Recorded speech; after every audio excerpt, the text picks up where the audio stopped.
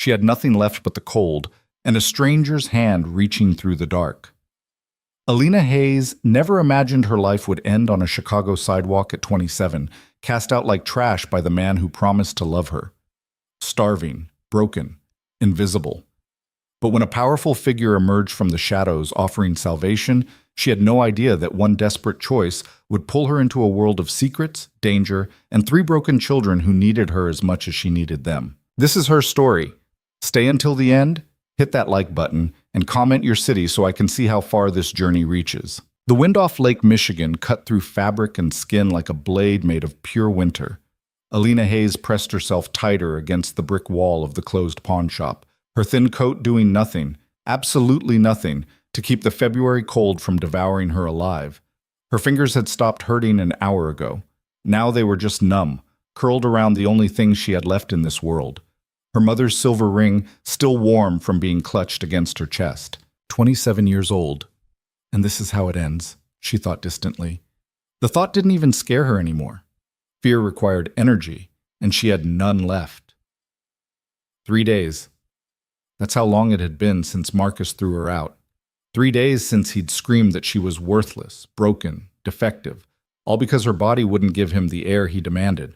3 days since she'd walked out of that house with nothing but the clothes on her back and the ring she'd hidden from him for 2 years. The streets of Chicago's South Side didn't care about her story. The few people who passed this late didn't even look at her. She was invisible now, just another shadow among shadows, another casualty of a city that ate people whole and spit out the bones. Her stomach had stopped growling yesterday. Now it was just a constant, hollow ache that reminded her she was still alive, even though she wasn't sure she wanted to be. The pawn shop window behind her displayed watches, jewelry, guitars, all the things people sold when they were desperate. She'd stood in front of 3 different pawn shops today, ring in hand, ready to trade her last connection to her mother for enough money to eat. But each time she'd walked away. It was stupid, she knew, sentimental and stupid and probably going to kill her. But it was all she had left of the woman who'd actually loved her. A car passed, its headlights washing over her briefly before moving on. Alina closed her eyes. Maybe if she just went to sleep, the cold would take her quietly. People froze to death in Chicago every winter. She'd just be another statistic, another Jane Doe, another person who slipped through the cracks. At least it would stop hurting. You planning to die there, or are you just enjoying the view? The voice came out of nowhere, deep and smooth and completely incongruous with the frozen hellscape she was sitting in. Alina's eyes snapped open. A man stood 5 feet away, hands in the pockets of an expensive black overcoat that probably cost more than Marcus made in 6 months. He was tall, well over 6 feet, with dark hair and darker eyes that seemed to see straight through her. Mid-30s, maybe, with the kind of face that belonged in boardrooms or on magazine covers, not on a South Side street at 11 o'clock at night. Behind him, a black SUV idled at the curb, engine running, windows tinted so dark she couldn't see inside. "I'm fine," Alina heard herself say, which was possibly the stupidest lie she'd ever told. She was very clearly not fine. She was hypothermic, starving, and homeless. The man's expression didn't change. "You're turning blue." "I said I'm fine." Liar. The word hung in the air between them. Not cruel, just factual. Like he was stating something obvious, which it was. He took a step closer, and Alina tensed. 2 years with Marcus had taught her to read danger in the way men moved. But this man, there was danger there, yes, but not the kind she knew. This was something else, something controlled and deliberate and far more frightening because it didn't announce itself. "When's the last time you ate?" he asked. Alina's jaw tightened. "Why do you care?" "I don't." He said it without malice, just another statement of fact. "But you're going to die if you stay out here, and despite what you might think right now, dying on a sidewalk is a particularly unpleasant way to go." "Maybe I want to die." "No, you don't." He tilted his head slightly, studying her. "If you wanted to die, you'd have done it already. You're sitting here suffering because some part of you is still fighting. The question is what happens next." Alina stared at him. Who the hell was this man? And why was he talking to her like he could see inside her head? "I have a proposition," he continued, as casually as if they were discussing the weather and not her imminent death. "You can stay here, freeze to death. and be forgotten by morning. Or you can get in the car. Every survival instinct Alina had left screamed at her that getting into a stranger's car was how women disappeared and ended up on the news. But then she was already disappearing, wasn't she? Already dying. What difference did it make how it happened? Why?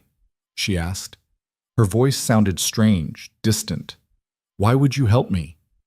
Something flickered in the man's dark eyes. I'm not helping you. I'm offering you a choice. What you do with it is up to you. He turned and walked back toward the SUV. When he reached the door, he paused and looked back at her. 10 seconds. Then I'm gone, and you're on your own. Alina's mind raced. This was insane. He could be anyone. A trafficker, a killer, someone worse than Marcus. Getting in that car could be the last mistake she ever made. But staying here was a certainty. The cold would kill her. If not tonight, then tomorrow night. And no one would even notice she was gone. At least in the car, there was a chance. Maybe a terrible one. Maybe a mistake she'd regret. But a chance nonetheless. The man opened the car door. Alina stood up. Her legs almost gave out. They'd gone numb from sitting on frozen concrete for hours. But she caught herself against the wall.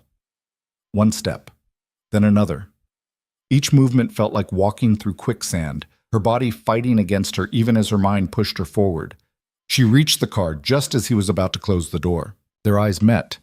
His were unreadable, like staring into dark water and not knowing how deep it went. Smart choice, he said quietly.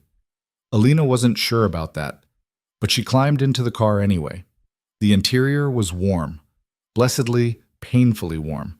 The heat hit her frozen skin like needles, and she had to bite back a gasp. Leather seats. Soft music playing from speakers she couldn't see. The smell of expensive cologne and something else. Coffee, maybe, or whiskey. The man slid in beside her and closed the door. Drive, he said to the driver, who Alina could barely see through the partition. The SUV pulled away from the curb smoothly, and just like that, the frozen sidewalk disappeared behind them. For a long moment, nobody spoke. Alina sat rigid in her seat, acutely aware of how terrible she must look, how badly she probably smelled, how out of place she was in this pristine vehicle. Her fingers still clutched her mother's ring so tightly it hurt. "What's your name?" the man asked. She almost didn't answer. Names had power, Marcus always said. Give someone your name, and you give them leverage. But what leverage could anyone have over someone who had nothing? Alina, she said finally. Alina Hayes. He nodded once, as if filing that information away. Victor Moretti. The name meant nothing to her, but the way he said it suggested it should. Like he was used to people recognizing it, reacting to it. "Where are we going?" Alina asked. "Somewhere warm, where you can eat and sleep without freezing to death." And then what? Victor turned to look at her fully for the first time. In the dim light of the car, she could see his face more clearly. Sharp cheekbones, a straight nose, a mouth that looked like it rarely smiled. But it was his eyes that held her. They were intelligent and assessing, but there was something else there too. Something that looked almost like recognition? No, that wasn't right. More like he saw something in her that he understood. "Then we'll see," he said. It wasn't an answer, but Alina supposed it was all she was going to get. She turned to look out the window as Chicago slid past. They were heading north, away from the south side, into neighborhoods she'd only seen in movies. The buildings got taller, cleaner. The streets got quieter. This was a different world, one she'd never belonged to. "Why did you stop?" she asked suddenly. "Why me?" Victor was quiet for so long she thought he wasn't going to answer. When he finally spoke, his voice was different, quieter, almost tired. "Because I know what it looks like when someone's about to give up, and I know what it's like to lose everything." Alina looked at him sharply, but his expression was unreadable again. Whatever vulnerability she'd heard in his voice locked away behind walls she couldn't see. The SUV turned onto a tree-lined street where every house looked like a mansion. Alina's breath caught. Where the hell was he taking her? They pulled up to a gate, actual iron gates, like something out of a period drama, and the driver pressed something. The gate swung open silently, and they drove through. The house, no, estate, that came into view made Alina's stomach drop. It was massive. 3 stories of stone and glass, with wings extending on either side and lights blazing in half the windows. A fountain sat in the circular driveway, currently turned off for winter but clearly functional. Manicured gardens stretched into the darkness on both sides. This wasn't just wealth. This was power. "Where are we?" Alina whispered. "Home," Victor said simply. The car stopped at the front entrance, and Victor got out. After a moment of hesitation, Alina followed. Her legs were steadier now, the warmth of the car having brought some feeling back, but she still felt like she was moving through a dream. The front door opened before they reached it, and a woman in her 50s appeared. She was dressed neatly in slacks and a sweater, her gray hair pulled back in a bun. Her eyes went immediately to Alina, widening slightly at her bedraggled appearance, but she said nothing. "Mrs. Chen," Victor said, "we have a guest. She needs food, clean clothes, and a room." Mrs. Chen nodded. "Of course, Mr. Moretti. I'll prepare everything immediately. And call Dr. Santos. I want her checked for frostbite and malnutrition." "I don't need a doctor," Alina said quickly. "Doctors cost money she didn't have." Victor glanced at her. "Yes, you do, and I'm paying, so don't argue." There was no room for debate in his tone. Alina's jaw clenched, but she nodded. They stepped inside, and Alina had to stop herself from gasping. The entryway alone was bigger than the entire apartment she'd shared with Marcus. Marble floors, a chandelier that probably cost more than a car, a curved staircase leading to the second floor, original artwork on the walls. "This way, dear," Mrs. Chen said gently, her voice kind despite the strangeness of the situation. Alina followed her, acutely aware of Victor's presence behind them as they climbed the stairs. The second floor was just as overwhelming. A long hallway with doors on either side, thick carpet that swallowed the sound of their footsteps, more art that looked like it belonged in museums. Mrs. Chen opened a door near the end of the hall. "Here we are." Alina stepped inside and felt her throat tighten. It was beautiful. A huge bed with a thick duvet, a sitting area with a couch and chairs, windows that probably had a view of the gardens. An attached bathroom she could see through an open door, complete with a bathtub that looked deep enough to swim in. "I'll bring up some clothes," Mrs. Chen said, "and I'll have soup ready in 20 minutes. Do you like chicken soup?" Alina could only nod, not trusting her voice. Mrs. Chen smiled and left, closing the door quietly behind her. Alina stood in the middle of the room, still clutching her mother's ring, not quite believing this was real. A few hours ago, she'd been dying on a sidewalk. Now she was in a mansion that looked like it belonged to royalty. None of this made sense. A knock on the door made her jump. "Come in," she called, her voice shaky. Victor stepped inside, carrying a glass of water. He set it on the nightstand. "The doctor will be here in an hour. Mrs. Chen will stay with you until then." "Why are you doing this?" Alina asked. The question burst out of her before she could stop it. "You don't know me. You don't owe me anything. Why would you bring a homeless stranger into your home?" Victor studied her for a long moment. "Because everyone deserves a second chance," he said finally. "And because I can." "That's not an answer." "It's the only one you're getting tonight." He moved toward the door, then paused. "Get some rest, Alina. We'll talk in the morning." He left before she could respond. Alina sank onto the edge of the bed, her mind reeling. Every instinct told her this was wrong, that there had to be a catch, that men like Victor Moretti didn't save women like her out of the goodness of their hearts. But as she looked around the warm, safe room, as her body finally began to thaw and the immediate threat of death receded, she found she didn't care about the catch. Whatever Victor Moretti wanted, whatever this was, it had to be better than freezing to death in the dark. Didn't it? Mrs. Chen returned with clothes, soft pajamas that felt like heaven against Alina's raw skin, and a thick robe that wrapped around her like a hug. The soup came next, and Alina had to force herself to eat slowly, even though every cell in her body screamed for her to devour it. 3 days without food meant her stomach had shrunk, and Mrs. Chen gently warned her about eating too fast. The doctor arrived as promised, a kind woman in her 40s who examined Alina with professional efficiency and gentle concern. Mild frostbite on her fingers and toes, she said. Dehydration, malnutrition, nothing that wouldn't heal with warmth, food, and rest. But the doctor's eyes had lingered on the bruises Alina thought she'd hidden so well. the faded yellow ones on her arms, the greenish mark on her ribs, the too thin wrists that spoke of someone who'd been grabbed and held down. "If you need to talk," Dr. Santos said quietly as she packed up her medical bag, "about anything at all, I'm here. And I'm discreet." Alina had nodded but said nothing. What was there to say? That her husband had beaten her for 2 years? That she'd stayed because she had nowhere to go, no money, no family? That she'd actually believed him when he said it was her fault? The shame was almost worse than the cold had been. After everyone left, Alina finally allowed herself to take a bath. The hot water hurt at first, her frozen skin protesting the sudden warmth, but she endured it. Slowly, painfully, feeling returned to her fingers and toes. She washed her hair 3 times, scrubbing away days of dirt and despair. When she finally climbed out and looked at herself in the mirror, she barely recognized the woman staring back.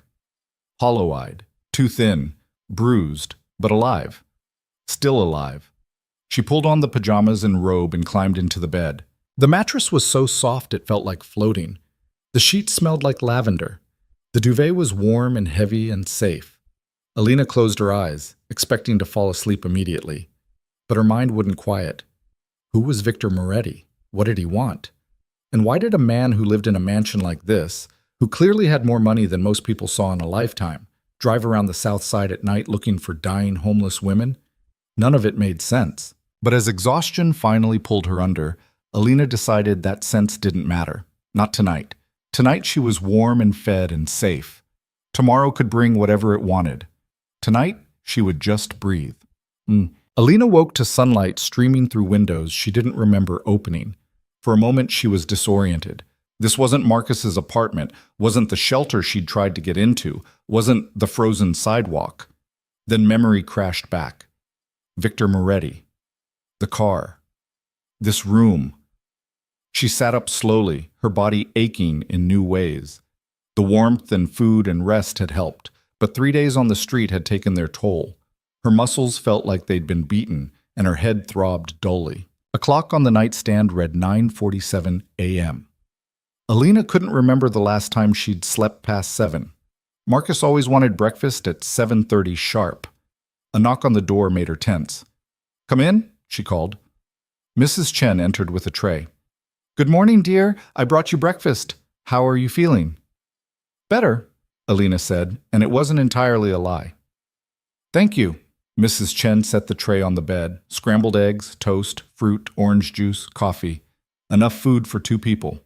"Mr. Moretti would like to see you when you're ready. No rush, though. Eat first." She left before Alina could ask any questions. Alina forced herself to eat slowly, even though the food was the best thing she'd tasted in years. Real butter on the toast, fresh fruit, coffee that didn't taste like it had been sitting in a pot for hours. When she finished, she found more clothes laid out in the bathroom. Jeans, a soft sweater, undergarments still in their packaging, socks. All in her size, or close enough. How had they known her size? Had they guessed? Or had Mrs. Chen somehow assessed her last night? Alina dressed quickly and looked at herself in the mirror again. Better than yesterday, at least.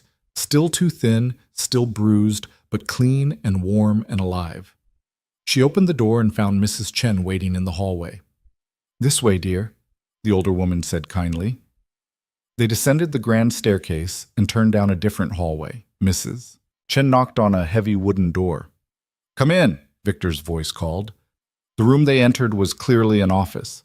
Floor-to-ceiling bookshelves, a massive desk, leather chairs, windows overlooking the gardens. And Victor, standing by those windows, hands in his pockets, looking out at something Alina couldn't see. He turned when they entered. In daylight, he was even more striking than he'd been last night. Tall and lean, but clearly strong. Dark hair cut short. Those same unreadable eyes.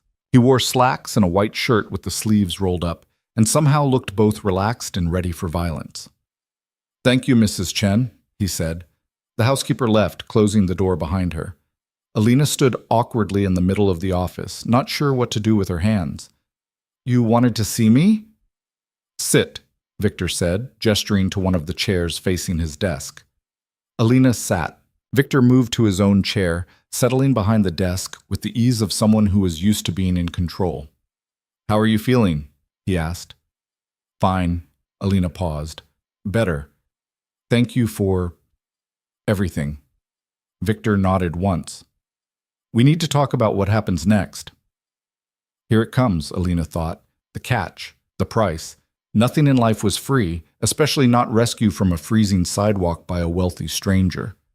Okay, she said quietly. I have 3 children, Victor said, which was not at all what Alina expected. Isabella is 13, Marco is 10, and Sophia is 5. Their mother died 2 years ago. Alina's breath caught. Whatever she'd been expecting, it wasn't this. I need help, Victor continued, his voice matter of fact. I have staff, Mrs. Chen, security, others. But what I don't have is someone dedicated to the children. Someone who can be there when they wake up, help with homework, make sure they eat, listen when they need to talk. I've had 3 nannies in the past year. None of them lasted. Why not? Alina asked. Something flickered across Victor's face. My life is complicated. The children are grieving and difficult. The hours are irregular. And frankly, most people aren't comfortable with my line of work once they understand what it is. What is your line of work? Victor's eyes met hers directly. I run several businesses, some legitimate, some less so. I have enemies, people who would hurt me by hurting the people I care about. This house is secure, heavily guarded, but living here means living with that reality. It means accepting that danger is always a possibility. Alina's heart was pounding. He was talking about organized crime. Had to be. No one talked about enemies and security and less legitimate businesses unless they were involved in something illegal. She should be terrified. Should be running for the door. But she wasn't. Maybe it was because she'd already faced death and survived. Maybe it was because Marcus had taught her that monsters came in all forms, and at least Victor was honest about what he was. Or maybe it was because she had absolutely nothing to lose. What are you offering? She asked. A job, Victor said. Take care of my children. Be there for them.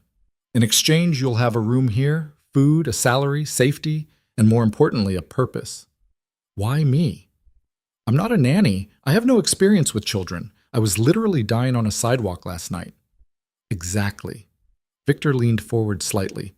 You know what it's like to have nothing. You know what it's like to suffer. My children are drowning in grief and anger, and every qualified professional nanny I've hired has treated them like problems to be managed. I don't want someone professional. I want someone real, someone who understands pain. Alina stared at him. That's insane. Probably. Victor's mouth quirked in what might have been the ghost of a smile.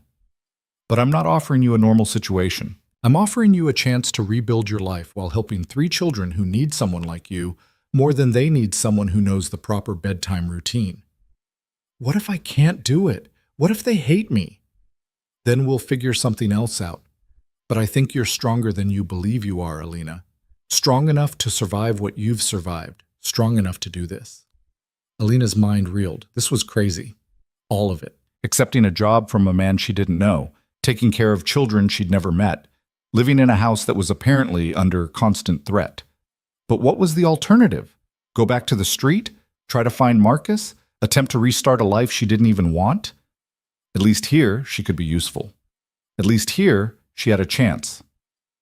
Okay, she heard herself say. I'll try. Victor nodded as if he'd expected nothing less. The children will be home from school at 3:30. I'll introduce you then. In the meantime, Mrs. Chen will show you around and explain the household routine. He stood, and Alina stood too, taking it as a dismissal. Alina, Victor said as she reached the door. She turned back. Welcome to the family. The words hit her harder than they should have. Family. She hadn't had one of those in so long she'd forgotten what it felt like. Maybe this was a mistake. Maybe she'd regret it. But as she left Victor's office and followed Mrs. Chen through the mansion that was now apparently her home, Alina felt something she hadn't felt in years. Hope. The rest of the morning passed in a blur. Mrs. Chen showed her around the house. 30 rooms, she said, though Alina quickly lost count.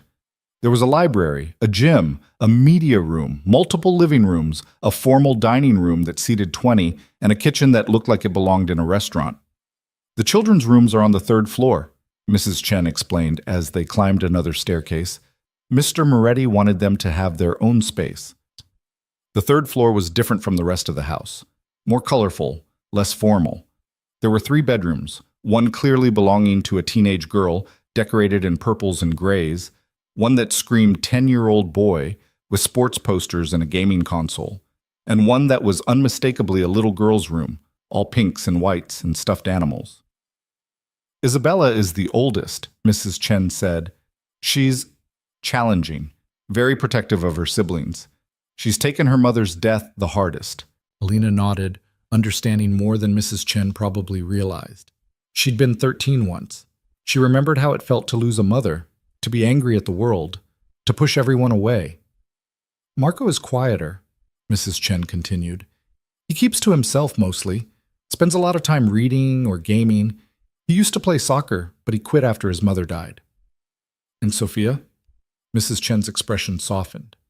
She was only 3 when her mother passed. She barely remembers her.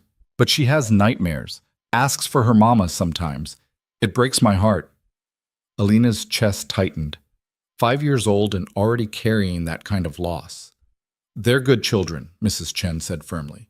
They're just hurting. They need patience and understanding, and maybe someone who doesn't treat them like they're broken. I'll do my best, Alina promised.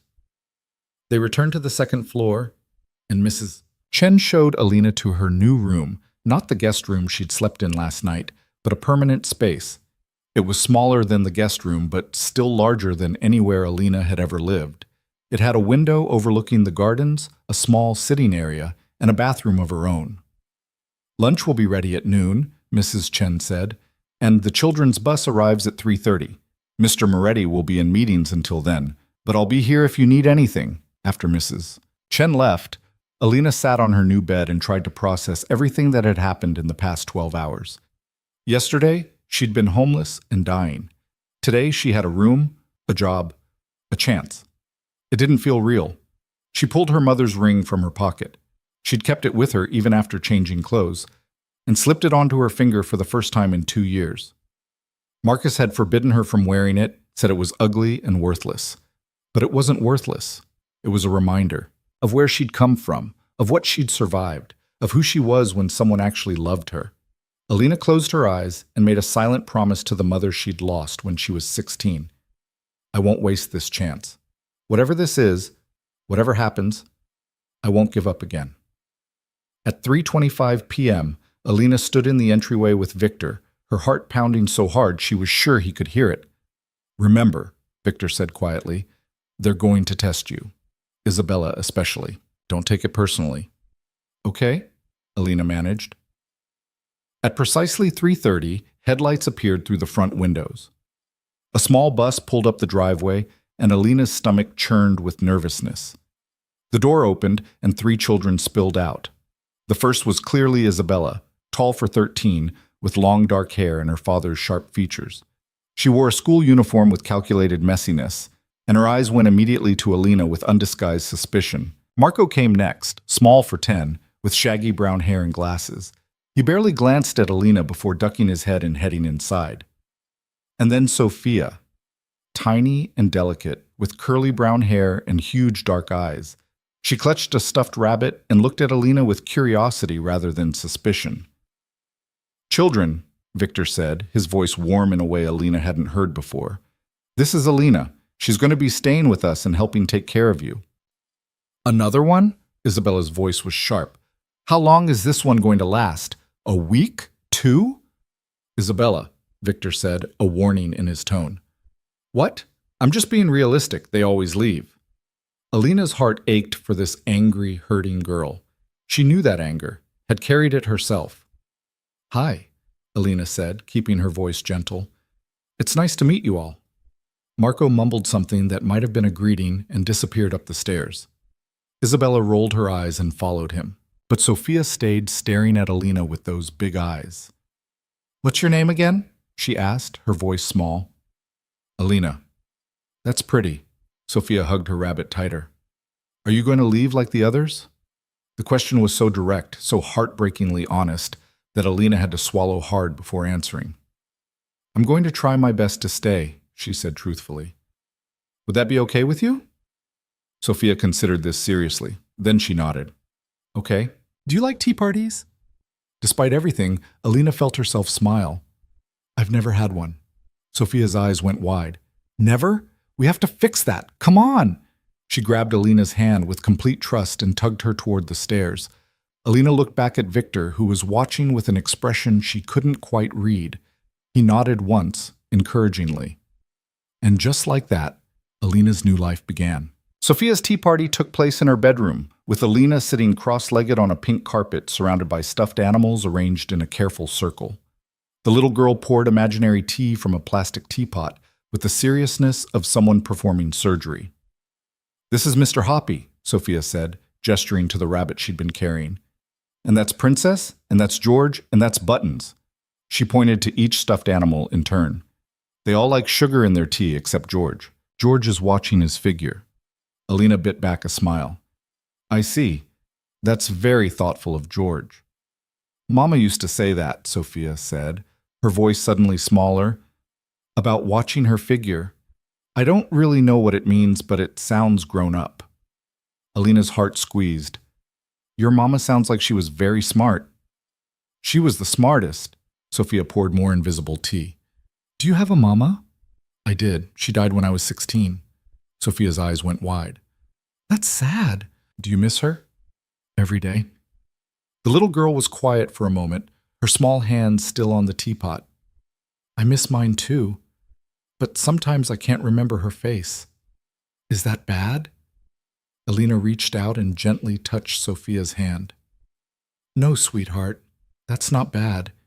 You were very little when she went away, but the love she had for you, that doesn't go away. That stays forever. Sophia looked up at her with those impossibly big eyes. Really? Really? A small smile crossed Sophia's face. Then she went back to pouring tea, chattering about which stuffed animal was the naughtiest and which one always finished their vegetables. Alina listened, responding when appropriate, and felt something unfamiliar settling in her chest.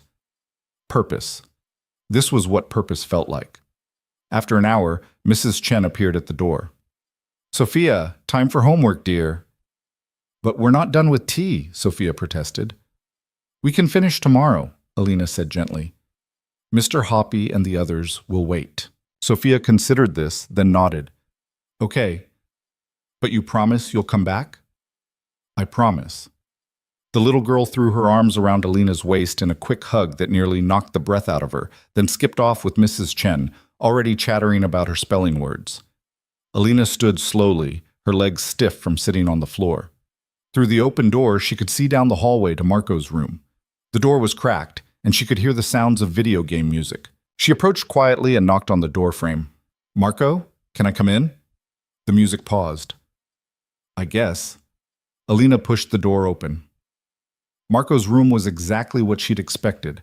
Posters of soccer players and superheroes, shelves lined with books and action figures, a gaming setup that probably cost more than most cars.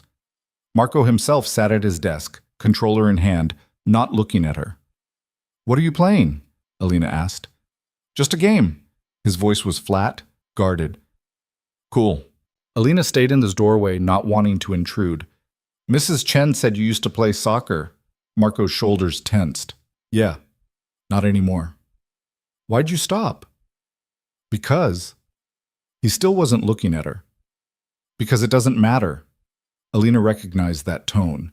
It was the same one she'd used when people asked her why she stayed with Marcus, why she didn't just leave, why she let him hurt her, because explaining hurt worse than staying silent. Okay, she said simply. Well, if you ever want to talk, or if you need anything, I'm around. She started to leave, but Marco's voice stopped her. The others left because of Isabella. Alina turned back. What? The other nannies. They left because Isabella made them miserable. She'll make you leave too. Maybe, Alina said honestly, but I'm not leaving because things get hard. I'm tougher than I look. Marco finally glanced at her, his eyes sharp behind his glasses. Why are you even here? Dad said he found you on the street. Why would you want to stay in a place like this? It was a fair question, and Marco deserved an honest answer. Because I have nowhere else to go, Alina said quietly. and because sometimes the scariest thing isn't staying, it's giving up. Marco stared at her for a long moment. Then he nodded once and turned back to his game. Whatever, just don't expect Isabella to make it easy. I won't, Alina promised. She left him to his game and headed back downstairs. Victor was in his office, door closed, probably in one of those meetings Mrs. Chen had mentioned. The house was quiet, except for the distant sounds of Mrs. Chen in the kitchen and Sophia's voice drifting from somewhere upstairs. Alina found herself in the library, drawn by the floor-to-ceiling shelves. She ran her fingers along the spines: classics, modern fiction, history, philosophy. A lifetime of reading material. Finding everything you need? Alina spun around. Victor stood in the doorway, jacket off, sleeves still rolled up, looking tired in a way he hadn't this morning. I was just exploring, Alina said quickly. I didn't mean to. You live here now, Victor interrupted. You don't need permission to exist in the space. The library is yours as much as anyone's. Alina nodded, relaxing slightly. How did the meetings go? As expected. Victor moved into the room, pouring himself a drink from a crystal decanter on a side table.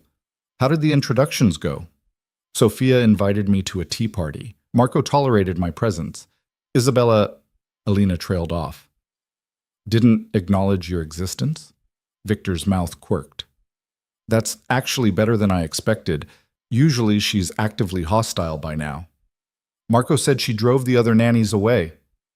She did. Victor took a sip of his drink, whiskey, from the smell. Isabella has decided that loving people means losing them, so she pushes everyone away before they can leave. It's not personal. It feels personal when you're the target. I know. Victor's expression softened slightly. But you understand that pain, don't you? The need to protect yourself by keeping people at a distance?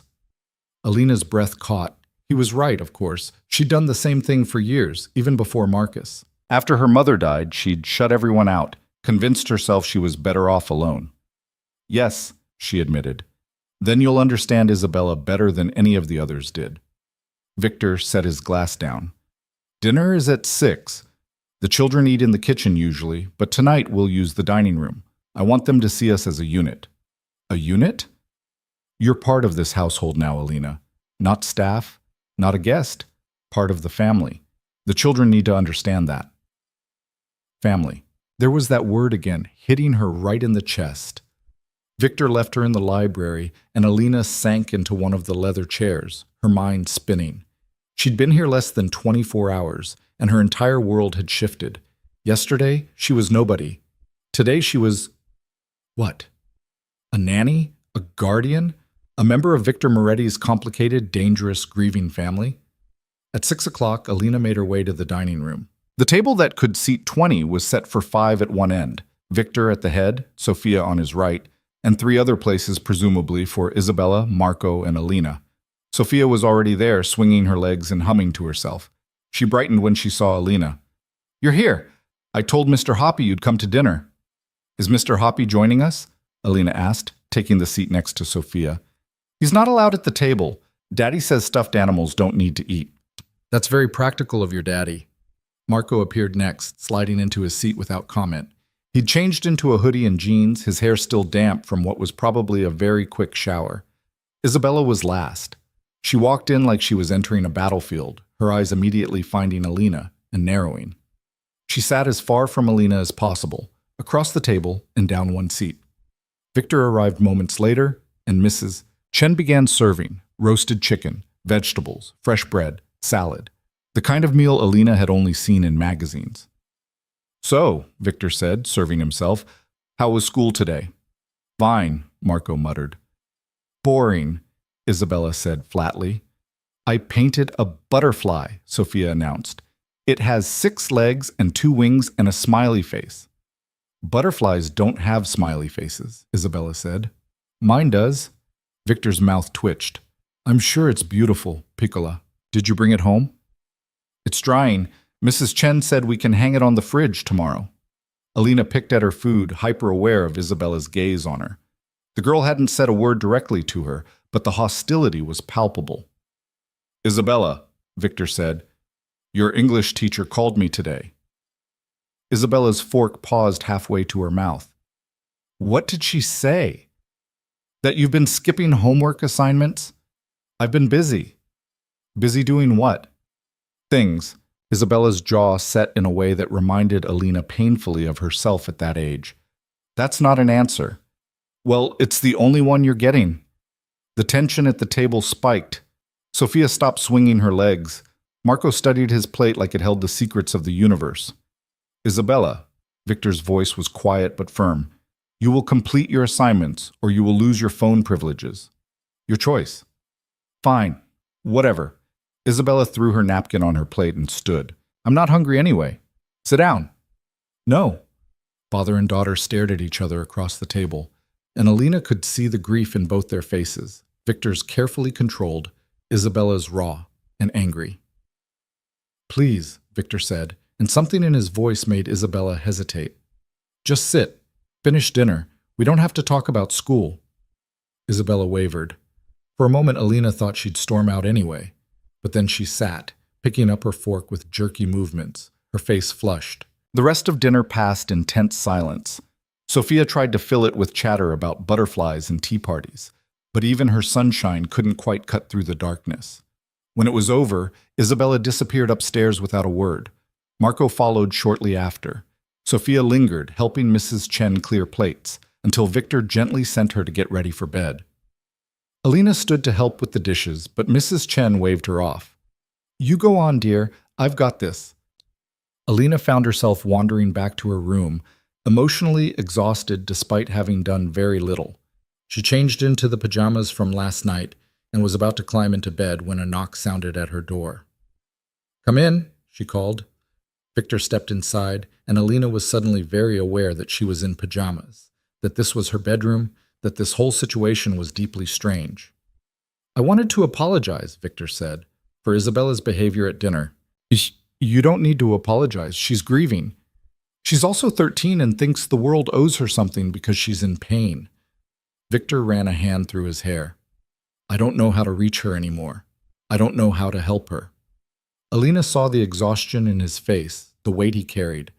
This man who ran criminal empires and commanded fear was brought to his knees by a teenage daughter's grief. You can't fix her pain, Alina said quietly. You can only be there while she feels it. Is that what your mother did when you were grieving? No? Alina's throat tightened. My mother died, and I had no one. I was angry and lost, and I pushed everyone away until there was no one left to push, and then I made terrible choices because I thought I deserved to suffer. Victor's eyes sharpened. Your husband. It wasn't a question. Alina wondered how much he'd guessed, how much he'd seen in her bruises and hollowed-out eyes. Yes, she whispered. Does he know where you are? No, and I want to keep it that way. Victor nodded slowly. You're safe here, Alina. I meant what I said. This house is secure. No one gets in without my permission. Why? The question burst out of her. Why do you care? I'm nobody. Just some broken woman you found on the street. You're not broken, Victor said firmly. You're surviving. There's a difference. He moved toward the door, then paused. And for what it's worth, I don't think you're nobody. I think you're exactly what this family needs right now. He left before Alina could respond. She lay in bed for a long time, staring at the ceiling, trying to understand how her life had become this surreal. But eventually, exhaustion won, and she drifted into sleep. The next few days fell into a rhythm. Alina woke early, had breakfast with Mrs. Chen, and spent mornings familiarizing herself with the house and the children's schedules. Afternoons were for homework help and activities. Evenings were dinner, bedtime routines, and stolen moments of quiet. Sophia attached herself to Alina immediately, following her around like a small, chattering shadow. She insisted on daily tea parties, wanted Alina to read her bedtime stories, and held Alina's hand whenever possible. Marco remained distant, but not hostile. He answered when Alina spoke to him, allowed her to help with math homework, and occasionally emerged from his room to eat snacks in the kitchen while she was there. Progress, Mrs. Chen assured her, even if it didn't feel like much. Isabella, however, was a wall of ice. She ignored Alina completely, spoke only when forced to, and made it abundantly clear that Alina's presence was unwelcome. When Alina tried to ask about her homework, Isabella shut her door in her face. When Alina offered to help with anything, Isabella's response was always the same. I don't need your help. On the fourth day, Alina found Isabella in the library, curled in the same chair Alina had claimed the first night. The girl was reading, her long hair falling forward to hide her face. Alina almost turned around and left, but something made her stay. What are you reading? She asked. Isabella didn't look up. A book. What book? Does it matter? I'm just making conversation. Well, don't. Isabella turned a page aggressively. I don't want to talk to you. Alina nodded and selected a book from the shelf, one she'd been meaning to read, and settled into a chair across the room. She said nothing, just opened her book and started reading. She could feel Isabella's confusion, her wariness. The girl clearly expected Alina to keep pushing, to demand attention, to try to force connection. But Alina just read. After 20 minutes, Isabella spoke. Why are you still here? I'm reading. You can read in your room. So can you. Silence. Then, you're weird. Probably, Alina agreed, not looking up from her page. Another 10 minutes passed. Alina was actually getting absorbed in her book when Isabella spoke again. The other nannies always tried to be my friend. It was annoying. I'm not trying to be your friend, Alina said. I'm just reading in the same room as you. Why? Because I like this chair. And because the library has good light. Isabella was quiet for a moment. My mom used to read in here, in that exact chair. Alina's heart clenched, but she kept her voice casual. Did she? What did she read? Everything. Novels, poetry, history. She said books were how you lived 1,000 lives. Isabella's voice had gone soft, almost dreamy. She'd read to us every night. Different books for each of us, because we all like different things. That sounds lovely. It was. The softness vanished, replaced by hard edges. And then she died, and everything stopped being lovely. Alina closed her book and looked at Isabella fully for the first time. The girl was staring at her with a mixture of pain and defiance. I know, Alina said quietly. No, you don't. You didn't know her. You don't know anything about us. You're right. I didn't know your mother, and I don't know what it's like to be you. But I do know what it's like to lose someone you love and feel like the world should have stopped, but didn't. Isabella's eyes narrowed. Who did you lose? My mother, when I was 16. How? Cancer. It took 6 months from diagnosis to death. Isabella was quiet, studying Alina like she was a puzzle to be solved. Did it get easier? No, Alina said honestly. It got different. The pain changed shape, became something I could carry instead of something that crushed me. But easier? No. Everyone says it gets easier. That time heals, that I'll move on. Everyone says a lot of stupid things when they don't know what else to say. A ghost of a smile crossed Isabella's face. Yeah, they do. They sat in silence for a while, both pretending to read but neither really focusing on the pages. I don't want to like you, Isabella said finally. I don't want to get used to you being here. Okay, because you'll leave. Everyone leaves. Maybe I will, Alina said. I don't know the future, but I'm not planning to leave. And I'm definitely not leaving because things are hard or because someone's mean to me. I can be really mean. I've survived worse than mean. Isabella's eyes sharpened with curiosity, but she didn't push. Instead, she went back to her book, and Alina went back to hers. It wasn't friendship. It wasn't even warmth. But it was the first crack in Isabella's armor, and Alina would take it. That night, as Alina was getting Sophia ready for bed, the little girl suddenly asked, Do you like it here? Yes, Alina said, brushing Sophia's hair. I like it very much. Good, because I like you being here. Sophia paused. Isabella likes you too. She just doesn't want to say it. What makes you think that? Because she asked Marco if he thought you were nice, and she only asks about people she's thinking about. Alina smiled. Well, that's good to know. After tucking Sophia in with Mr. Hoppy and 3 other essential stuffed animals, Alina headed downstairs. She found Victor in the kitchen, which was unusual.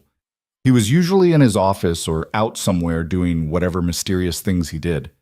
He was making coffee, still dressed in the suit he'd worn all day, looking tired and tense. Couldn't sleep? Alina asked. Victor glanced at her. Something like that. Want some? Sure. He poured 2 cups, and they sat at the kitchen island in comfortable silence. Outside, security lights illuminated the grounds, and Alina could see the shadows of guards patrolling.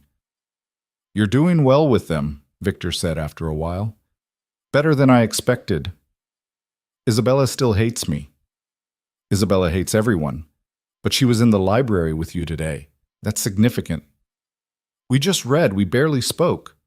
Exactly. You didn't push. You didn't try to force connection. You just existed in her space without demanding anything. Victor took a sip of his coffee. That's what she needs, someone who doesn't need her to be okay. Alina thought about that. Is that why you chose me? Because I'm broken enough to understand broken people? You're not broken, Victor said again, that same firmness in his voice. And I chose you because I saw strength, not weakness. It takes incredible strength to keep fighting when everything's been taken from you. I wasn't fighting. I was dying. But you took my hand anyway. You got in the car. You're still here. Victor's dark eyes met hers. That's fighting, Alina. That's choosing to live even when it hurts. Alina's throat tightened. Why do you care so much? About me? About what happens to me? Victor was quiet for a long moment. When he spoke, his voice was different, softer, more vulnerable than she'd ever heard it. Because 2 years ago, I lost my wife. And for months after, I was where you were. Not on a sidewalk, but in my head. Wanting everything to stop, wanting to give up. The only thing that kept me going was them. He gestured upward toward where the children slept. But I understand that darkness, Alina, and I understand how hard it is to crawl out of it. I'm sorry, Alina whispered. About your wife. So am I. Victor's jaw tightened. She was everything good in my life, everything light. And when she died, it took me a long time to remember why I was supposed to keep breathing. What was her name? Elena. A sad smile crossed Victor's face. She was beautiful and fierce, and she saw the best in everyone, even me, especially me. How did she die? Victor's expression shuddered. That's a conversation for another night. Alina nodded, understanding. Some pain was too fresh to expose even years later. They finished their coffee in silence, and Alina headed back to her room. But as she lay in bed, she thought about Victor's words. About choosing to live even when it hurt. About fighting even when you were losing. Maybe she was stronger than she thought. Maybe surviving Marcus, surviving the streets, surviving the cold. Maybe all of that meant something. Maybe she deserved to be here after all. The next morning, Alina woke to chaos. Sophia was crying, Marco was yelling, and Isabella's voice cut through everything else like a knife. Alina threw on a robe and ran into the hallway.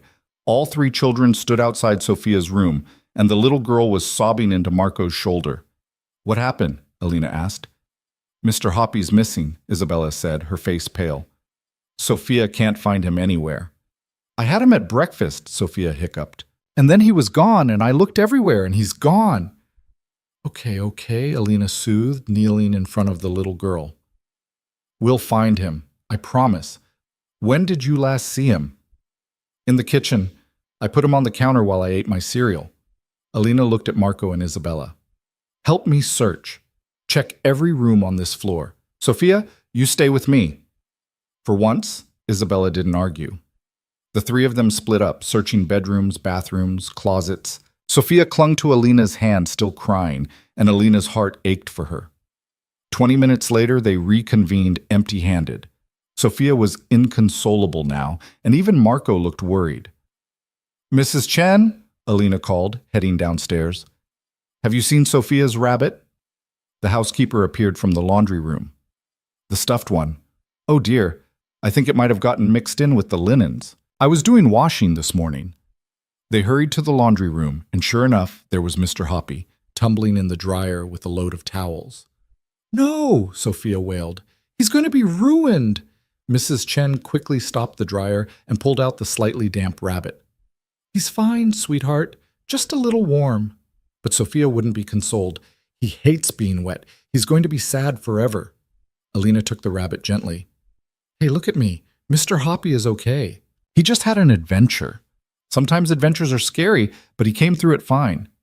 But what if he's mad at me? He's not mad. He knows you love him. And love means forgiving accidents. Alina held the rabbit up. See? He's already smiling. Sophia sniffled and took Mr. Hoppy, hugging him close despite his dampness. You promise he's okay? I promise. The crisis averted, the children headed off to school. But as they were leaving, Isabella paused at the door and looked back at Alina. Thanks, she said quietly, for not making her feel stupid about the rabbit. He's important to her. I know. Our mom gave him to her, right before… Isabella trailed off, then shook her head. Anyway, thanks. She left before Alina could respond, but warmth spread through Alina's chest. Progress. Slow, painful progress, but progress nonetheless. The days continued to pass, each one bringing small victories and new challenges. Alina helped Marco with a science project and discovered he was brilliant with numbers. She attended one of Sophia's school performances and clapped louder than anyone. She found Isabella crying in her room one night and sat with her without asking questions, just being present until the tears stopped. And slowly, carefully, something that looked almost like family began to form. But Alina knew better than most that peace never lasted forever. 3 weeks had passed since that first frozen night, and Alina was beginning to believe that maybe, just maybe, she could have this life. That maybe the universe had decided she'd suffered enough and was giving her a chance to heal. She should have known better. It was a Tuesday afternoon, unseasonably warm for March in Chicago. Alina had taken Sophia to the park near the estate, a private area within the gated community where Victor's security could watch from a discreet distance. Sophia was on the swings, her laughter ringing out like bells, and Alina was pushing her higher and higher. More, Sophia squealed. I want to touch the sky. You're almost there, Alina laughed, giving another push. She felt it before she saw it, that prickling awareness that comes from being watched, not by the security guards, who she'd grown used to. This was different. This was predatory. Alina's hands stilled on the swing, and she turned slowly, scanning the park. Mothers with strollers, an elderly man walking a dog, a jogger passing by. Nothing unusual, but the feeling didn't go away. Why did we stop? Sophia asked, dragging her feet to slow the swing. Just taking a break, sweetheart. Alina forced a smile. How about we head home? Mrs. Chen said she was making cookies. Chocolate chip? Is there any other kind?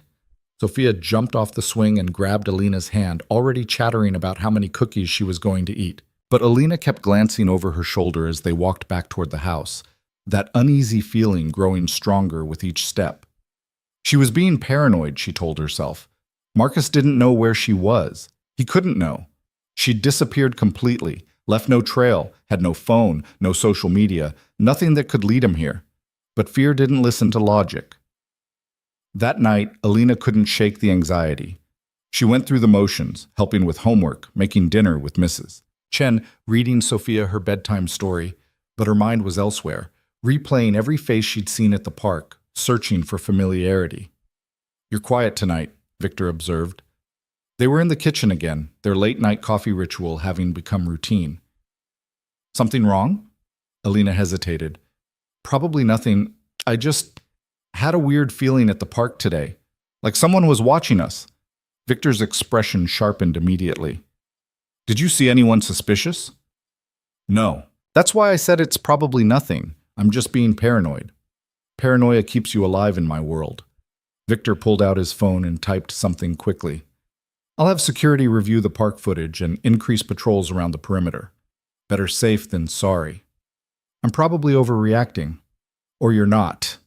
Victor's eyes met hers, serious and intent. Trust your instincts, Alina. They've kept you alive this long.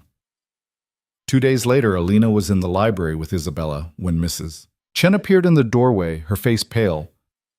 Alina, there's someone at the gate asking for you. The book Alina was holding slipped from her fingers. What? A man. He says he's your husband, and he wants to speak with you. The world tilted. No. No, this couldn't be happening. How did he find her? How did Marcus find her? Alina? Isabella's voice seemed to come from very far away. Are you okay?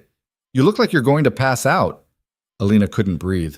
Her chest was tight, her vision narrowing to a pinpoint. Marcus was here, at the gate. He'd found her. Where's my father? Isabella demanded, standing up. In a meeting, but I've sent for him, Mrs. Chen said. Alina, dear, do you want to speak to this man? No. The word came out as a gasp. No, I don't. I can't. Then you don't have to. Victor's voice cut through the panic. He strode into the library, his face hard as stone. No one sees her without her permission. Tell security to remove him from the property. He's refusing to leave, Mrs. Chen said quietly. He says he has a legal right to see his wife. He has no rights here. Victor's voice was ice. Tell security if he's not gone in 5 minutes, they can make him leave, forcibly if necessary. Mrs. Chen nodded and hurried away. Victor turned to Alina, his expression softening slightly. Breathe, Alina. You're safe. He can't get in. But Alina couldn't breathe. She was back in that apartment, Marcus's hand around her throat, his voice in her ear telling her she was worthless, that she belonged to him, that she'd never escape. Isabella, get your brothers, Victor said. Take them upstairs and stay there until I come get you. But now. Isabella must have heard something in her father's tone because she left without further argument. Victor knelt in front of Alina, his hands on her shoulders. Look at me. Alina, look at me. She forced her eyes to focus on his face. He cannot hurt you here, Victor said clearly. The gates are locked. Security is armed. He would have to go through a dozen men to get to you, and that's not going to happen. Do you understand? Alina nodded, but her whole body was shaking. Do you want to see him? Talk to him? No. Her voice was barely a whisper. Then you don't have to. But Alina, this isn't going to end here. If he found you once, he'll try again. We need to deal with this. How? Victor's jaw tightened. I can make him disappear, permanently. One word from you, and he'll never bother you again. The offer hung in the air between them, heavy with implication. Alina knew what Victor was saying, knew what he was capable of. This man who ran criminal empires, who had enemies and security and the power to make people vanish, he was offering to kill her husband, part of her. The broken part that had suffered for 2 years, wanted to say yes, wanted Marcus gone, erased, removed from existence so thoroughly that she could pretend he'd never existed. But she couldn't, because that would make her just like him, someone who solved problems with violence, who took what they wanted without regard for consequences. No, she said, I don't want that. I don't want to become someone who does that. Something that might have been respect flickered in Victor's eyes. Then we do this legally. Divorce, restraining order, documentation of abuse. We make sure he can never touch you again without ending up in prison. He'll fight it. He'll lie. He always lies. Let him lie. I have resources he can't imagine. Lawyers who will bury him in paperwork. Investigators who will find every dirty secret he's ever had. Victor's voice was fierce. You're not alone in this, Alina. You have me. You have this family. And we protect our own. Tears spilled down Alina's cheeks. Why? Why would you do all this for me? Because you're one of us now, and because no one deserves what he did to you. Victor stood, pulling out his phone. Stay here. I'm going to make some calls. He left, and Alina sat in the library, trembling, listening to the sounds of the house around her. Somewhere upstairs, she could hear Sophia asking Isabella what was wrong, Isabella's sharp reply, Marco's quieter voice trying to calm them both. This family, these children who were starting to trust her, to depend on her. She couldn't let Marcus destroy this, couldn't let him take away the only good thing she'd found in years. She had to fight back. 20 minutes later, Victor returned with a woman in her 50s, dressed in an immaculate suit, carrying a leather briefcase. Alina, this is Catherine Reeves. She's one of the best divorce attorneys in Illinois. Catherine's handshake was firm, her eyes sharp but kind. Mr. Moretti has briefed me on your situation. I need to ask you some difficult questions, and I need you to be completely honest with me. Can you do that? Alina nodded.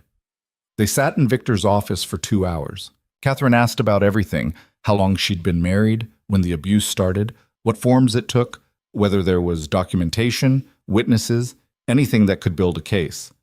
Alina answered as best she could, forcing herself to relive moments she'd tried so hard to forget. Marcus grabbing her arm hard enough to bruise because dinner wasn't ready on time. Marcus pushing her into a wall because she'd smiled at a grocery store clerk. Marcus's hand around her throat because she couldn't give him a child, squeezing until black spots danced in her vision. "Did you ever go to the hospital?" Catherine asked. "Once. He cracked my rib. I told them I fell down the stairs." "Do you remember which hospital?" "Northwestern Memorial. About 18 months ago."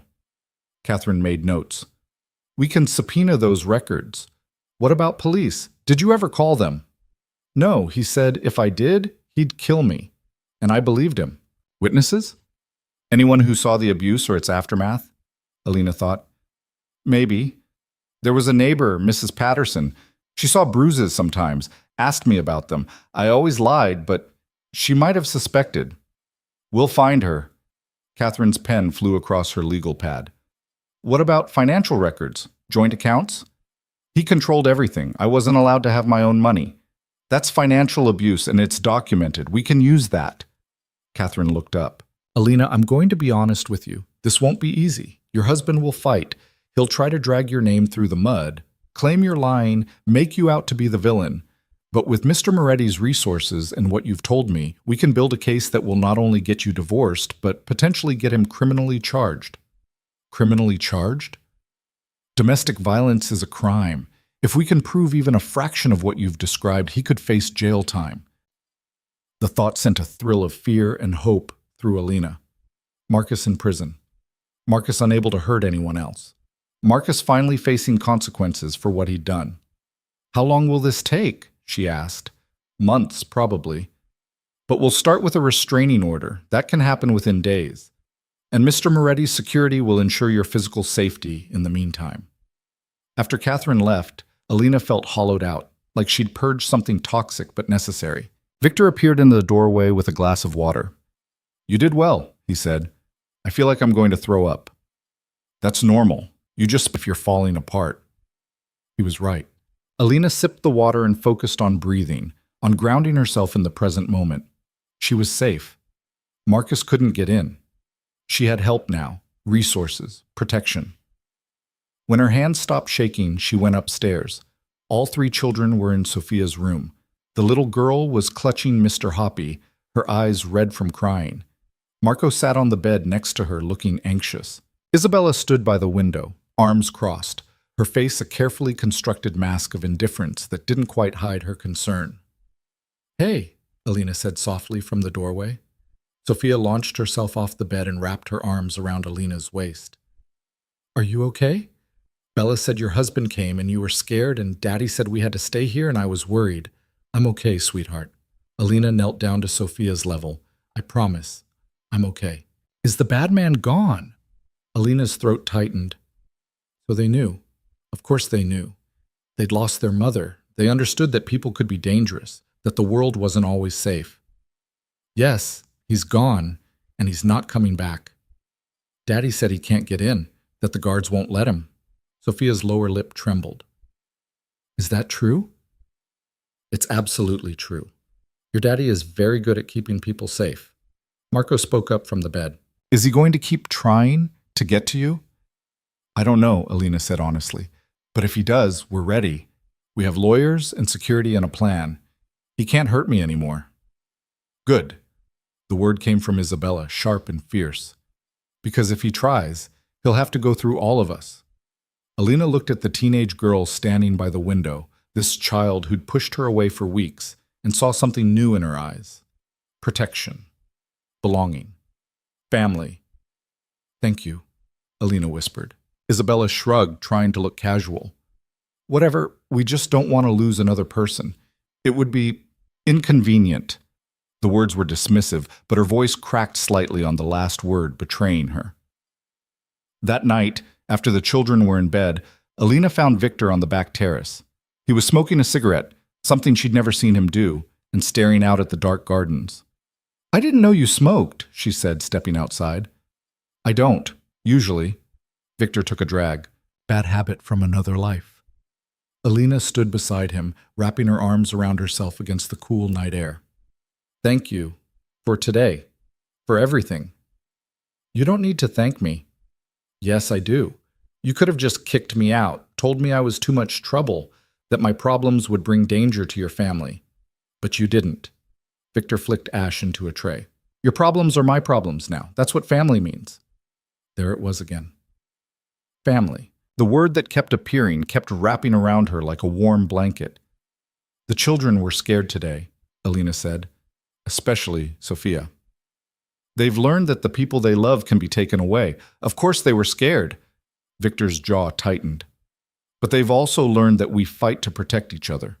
That's an important lesson, too. Isabella called me one of them.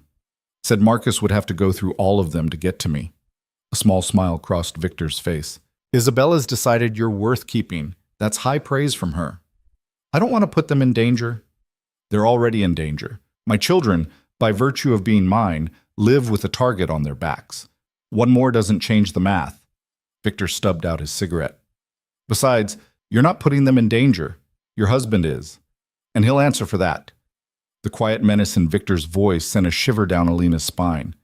This man was dangerous, she reminded herself. Powerful and ruthless and capable of terrible things. But right now, all that danger was pointed away from her, aimed at the person who'd hurt her.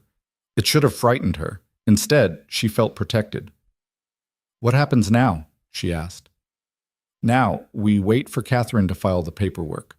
The restraining order should be in place by the end of the week.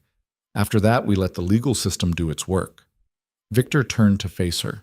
But Alina, you need to be prepared. This is going to get ugly. Your husband will say terrible things about you. He'll try to manipulate you, threaten you, break you down. Can you handle that? Could she? Alina thought about the woman she'd been 3 weeks ago, ready to die on a frozen sidewalk. Thought about the woman she was becoming, the one who read to children and stood up to teenage anger and chose to fight instead of flee. Yes, she said. I can handle it. Good. Victor's eyes held hers. Because we're going to destroy him. The restraining order was served on Thursday. Catherine called to confirm that Marcus had been legally notified that he was to stay at least 500 feet away from Alina at all times, that any violation would result in immediate arrest. Alina expected to feel relief. Instead, she felt terror. Marcus didn't respond well to being told what to do. He'd see this as a challenge, as Alina trying to embarrass him, control him. He'd retaliate. She knew he would. The question was how. Friday morning, Alina was helping Sophia get ready for school when her phone rang. The phone was new. Victor had insisted she have one, had put it in her name, paid for it himself. The only people who had the number were Victor, Catherine, and Mrs. Chen. The number on the screen was unknown. Alina's hand shook as she answered. Hello? So this is where you've been hiding. Marcus's voice sent ice through her veins. Sophia, sensing something wrong, grabbed Mr. Hoppy and moved closer. How did you get this number? Alina's voice came out steadier than she felt. I have my ways. Nice place you've landed in, Alina. Rich boyfriend taking care of you now? Is that what this is? I'm hanging up. You hang up and I'll call again. I'll keep calling. I'll make your life hell until you come back where you belong. I'm not coming back. And you're violating the restraining order by calling me. Marcus laughed, cold and cruel.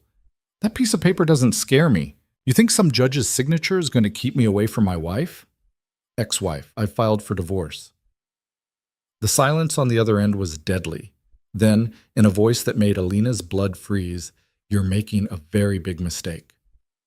The only mistake I made was marrying you. You think this new life is going to last? You think some criminal is going to protect you forever? He'll get bored. He'll throw you out like the trash you are. And when he does, I'll be waiting. Stay away from me, Marcus. Or what? You'll have your boyfriend send his thugs after me? Try it. I'm not afraid of him or his money. Or... Alina hung up. Her whole body was shaking. Alina? Sophia's small voice trembled. Who was that? No one important, sweetheart. Alina forced a smile. Go brush your teeth, okay? We need to leave for school soon. As soon as Sophia left the room, Alina called Victor. He answered on the first ring. He called me, she said without preamble. Marcus, I don't know how he got my number, but he called. What did he say? Alina repeated the conversation, her voice shaking. Victor was silent for a long moment. I'm coming home. Don't let the children go to school today. Keep them inside until I get there. Victor, you're scaring me. Good. You should be scared. If he has your number, he has more information than we thought. We need to reassess security. The line went quiet for a moment. Alina, this is important. Do not leave the house for any reason. Do not answer any calls from unknown numbers, and keep the children with you at all times. Okay? I'll be there in 20 minutes. Victor arrived in 15, bringing with him 3 additional security personnel and a man Alina didn't recognize, tall, heavy-set, with the kind of face that had seen violence and dealt it back. This is Thomas, Victor said. He's going to find out how your husband got your number and make sure it doesn't happen again. Thomas nodded at Alina. Ma'am, I'll need to see your phone. She handed it over, and Thomas disappeared into Victor's office. The children, confused about why they weren't going to school, gathered in the living room. Victor explained in terms they could understand that there was a security concern and everyone needed to stay inside today. Is it Alina's husband? Isabella asked bluntly. Victor didn't lie to his children. Yes. Is he dangerous? Potentially. Marco's eyes went wide behind his glasses. Are we in danger? No, this house is secure and I have the best security team in the city, but we're being careful. Victor's voice was firm, reassuring. Sometimes being careful means changing our routines for a day or two. Sophia climbed into Alina's lap. I don't like this. I know, baby, but we're safe. I promise. Thomas emerged from the office an hour later. Your phone's clean now. I've installed additional security and changed all the settings. But here's the problem. Your number was leaked by the phone company. Someone paid an employee to give them the information. Can we trace who? Victor asked. Already on it. But my guess? Your husband has connections. Not many, and not powerful, but enough to make a nuisance of himself. Victor's expression darkened. Then we cut off those connections? Over the next week, Alina watched Victor's world unfold in ways she'd only glimpsed before. Lawyers filed motions. Investigators dug into Marcus's background, finding debts, affairs, evidence of violence. Catherine built a case that was airtight, documenting years of abuse with medical records, witness statements, financial records that showed Marcus's control. And Marcus fought back the only way he knew how, with threats and manipulation and attempts to contact Alina that all violated the restraining order. Each violation was documented. Each call, each showing up at the gate, each message relayed through third parties. Catherine collected them all like ammunition. He's building our case for us, she told Alina during one of their meetings.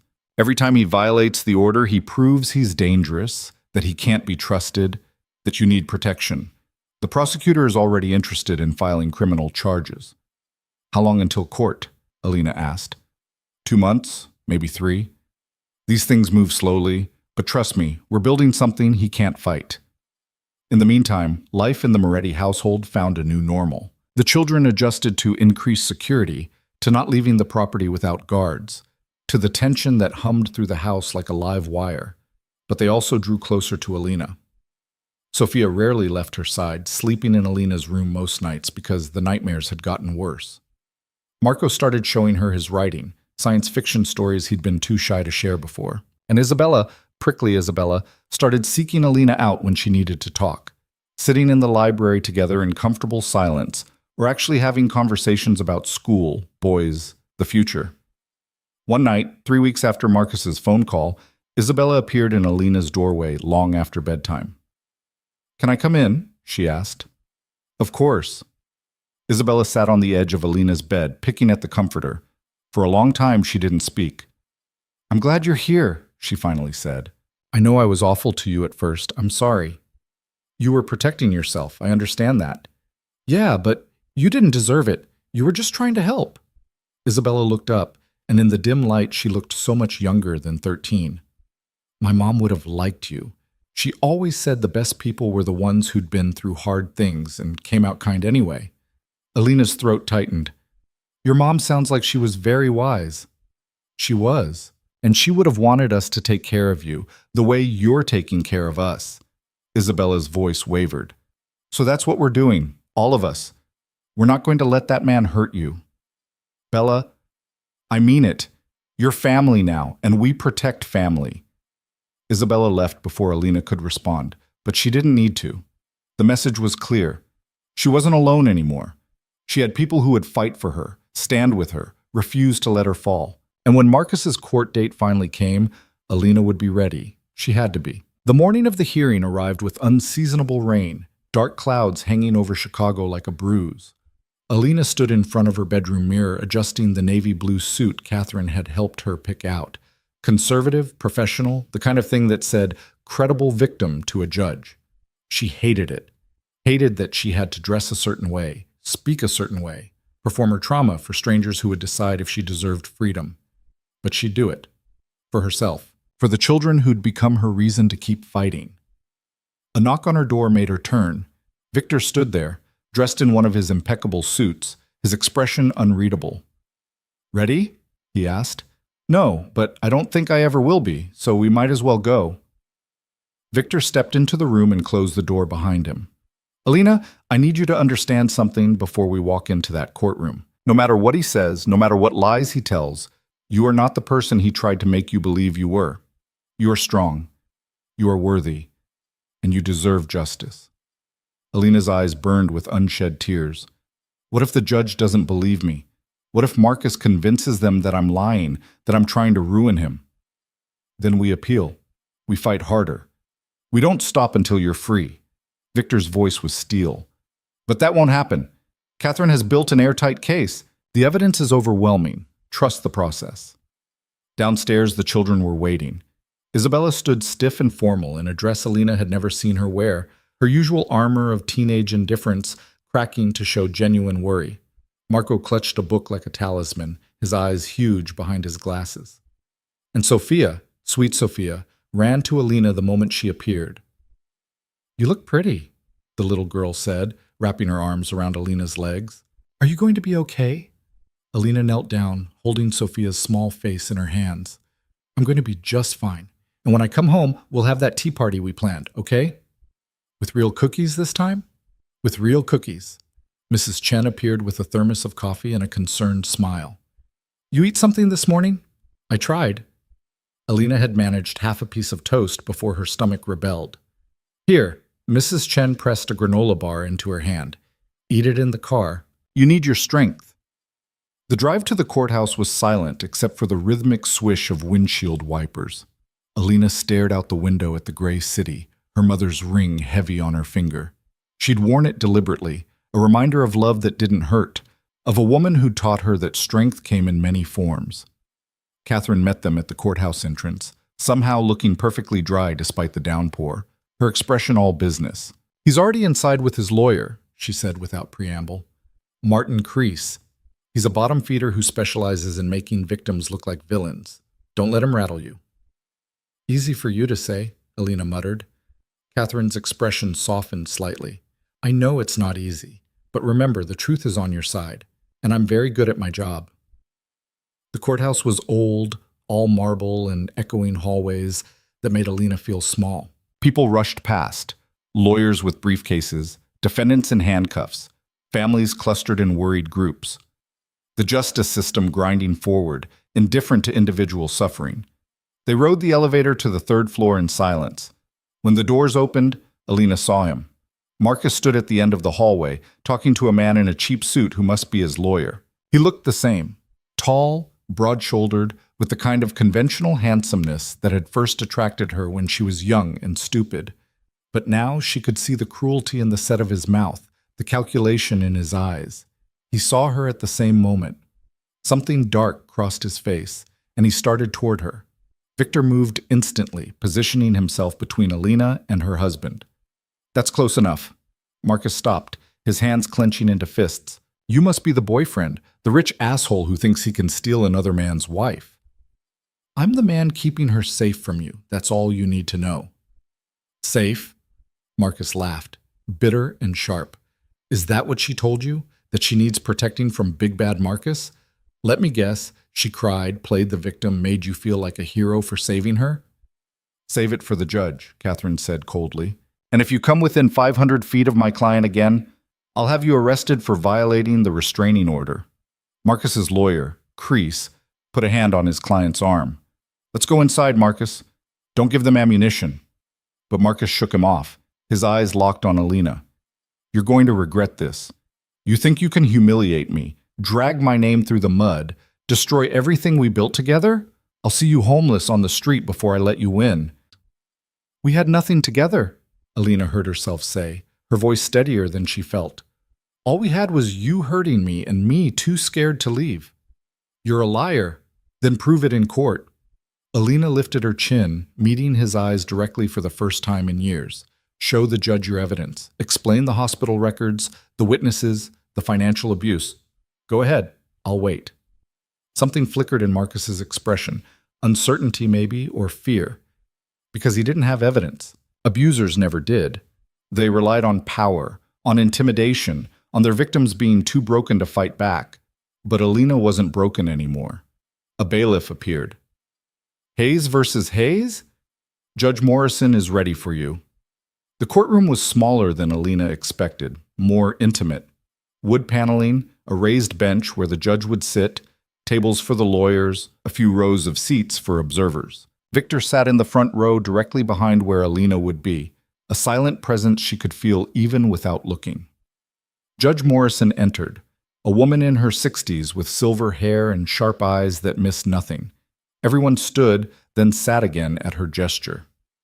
This is a hearing for a restraining order and preliminary proceedings for divorce in the matter of Hayes versus Hayes, the judge said, her voice carrying authority. Ms. Reeves, you're representing the petitioner? Catherine stood. Yes, Your Honor. And Mr. Crease for the respondent? Marcus's lawyer stood as well. That's correct, Your Honor. Before we begin, I want to make something clear. This is a court of law, not a circus. I expect professional behavior from counsel and appropriate conduct from all parties. Any violation will result in sanctions.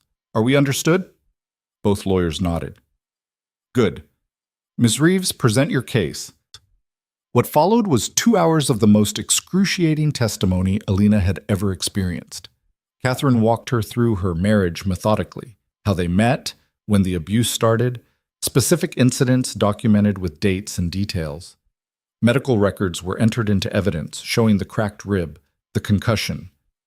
Marcus claimed was from Alina being clumsy, bruises photographed by emergency room staff. Financial records showed Marcus had complete control of all accounts, that Alina had no access to money, no credit cards in her name, nothing.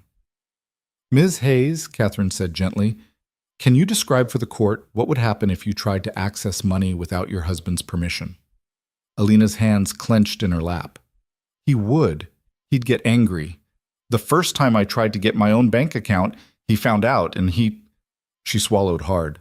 He locked me in our bedroom for 3 days, said I needed to learn my place. Objection! Crease jumped up. Hearsay and speculation. There's no evidence this alleged incident ever occurred. It's the petitioner's own testimony about her experience, Your Honor, Catherine countered. That's not hearsay. Overruled. Continue, Ms. Hayes. Alina described the isolation, how Marcus had systematically cut her off from friends and family, monitored her phone calls, tracked her movements, how he'd convinced her over 2 years that she was worthless, that no one would believe her, that she deserved everything he did to her. And why didn't you leave sooner? Judge Morrison asked, her tone neutral. It was the question everyone always asked, the one that put the burden on the victim instead of the abuser. Because I was afraid, Alina said quietly. Because he told me he'd kill me if I tried. Because I had nowhere to go and no money, and I believed him when he said I was nothing without him. What changed?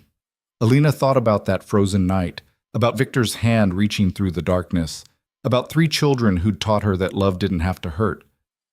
I almost died. And when I survived, I realized that anything was better than going back to him. Even death on a street corner was better than one more day being his victim.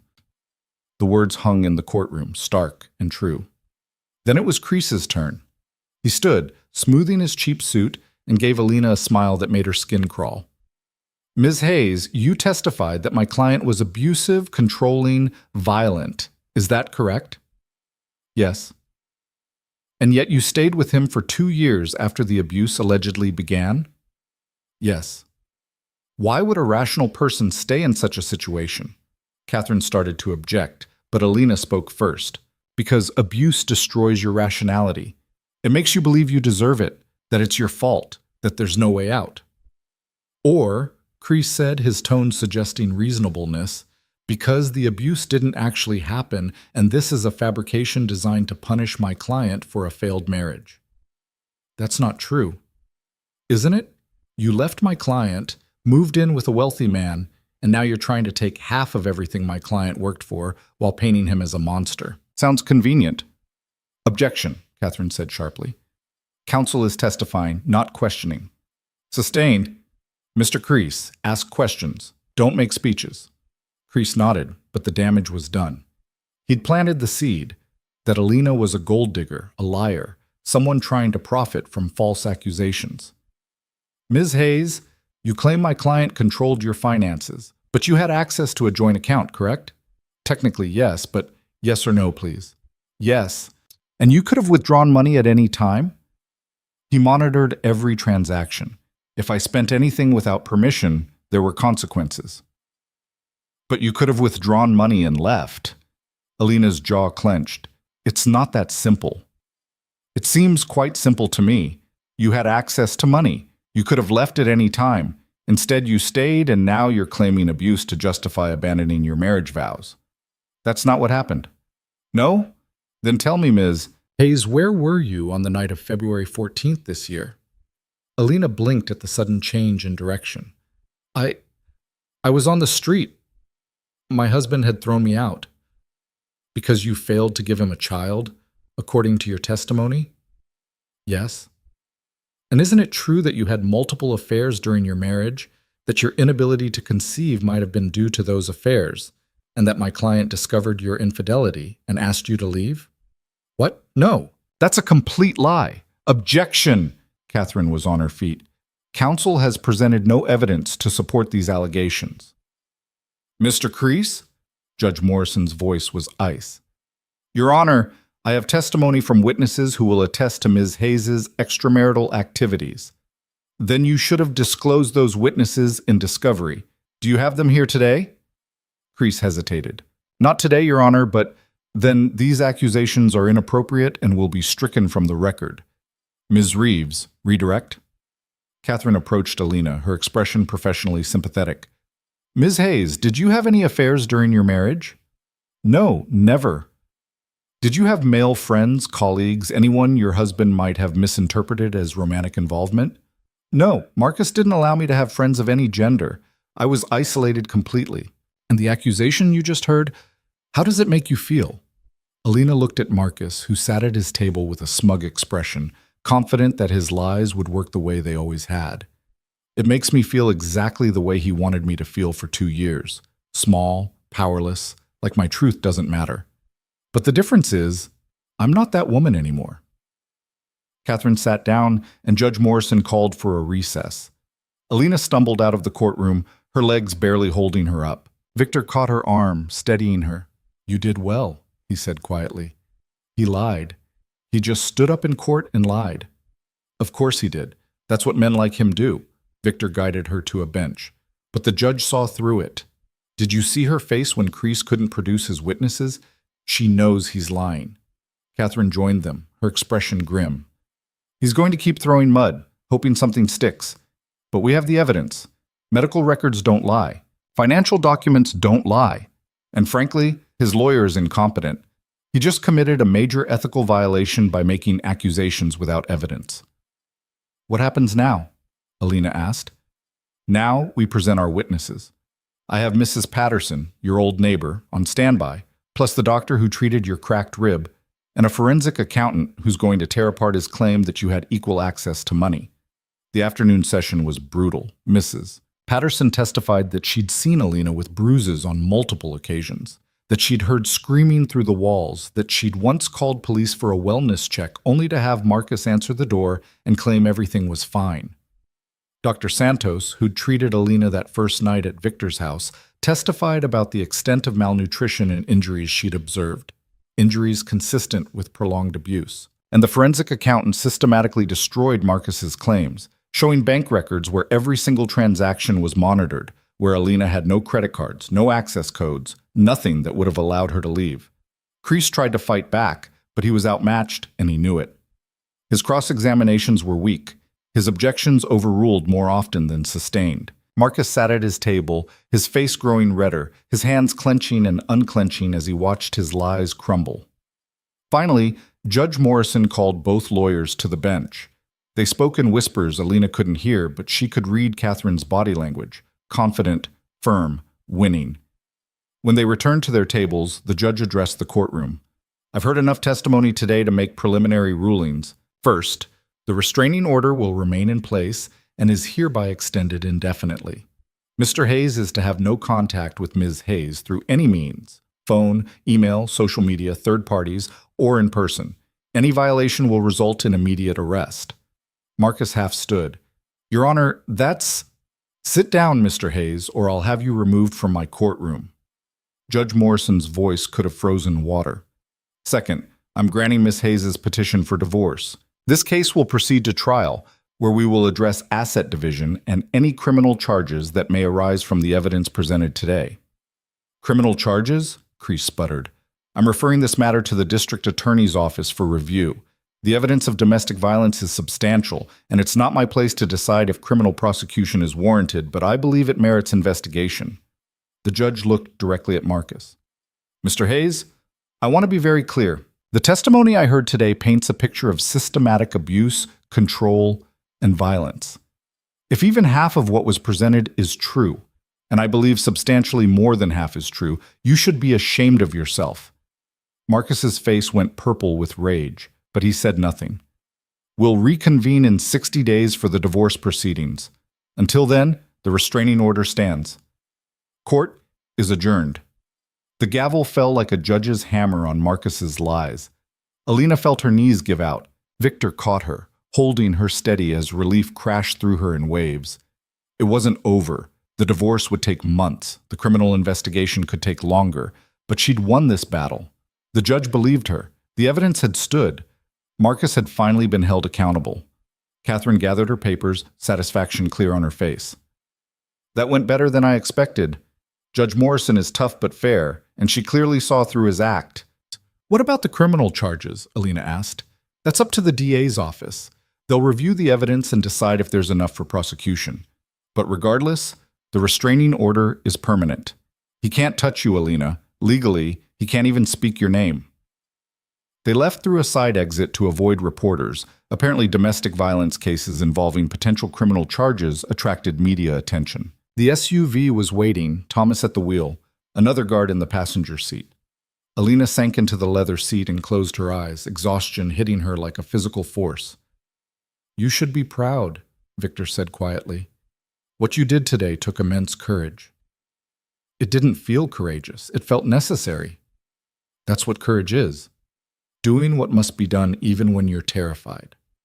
The drive home was quiet, rain still falling in sheets. When they pulled through the gates of the estate, Alina felt herself start to breathe again. Safe. She was safe.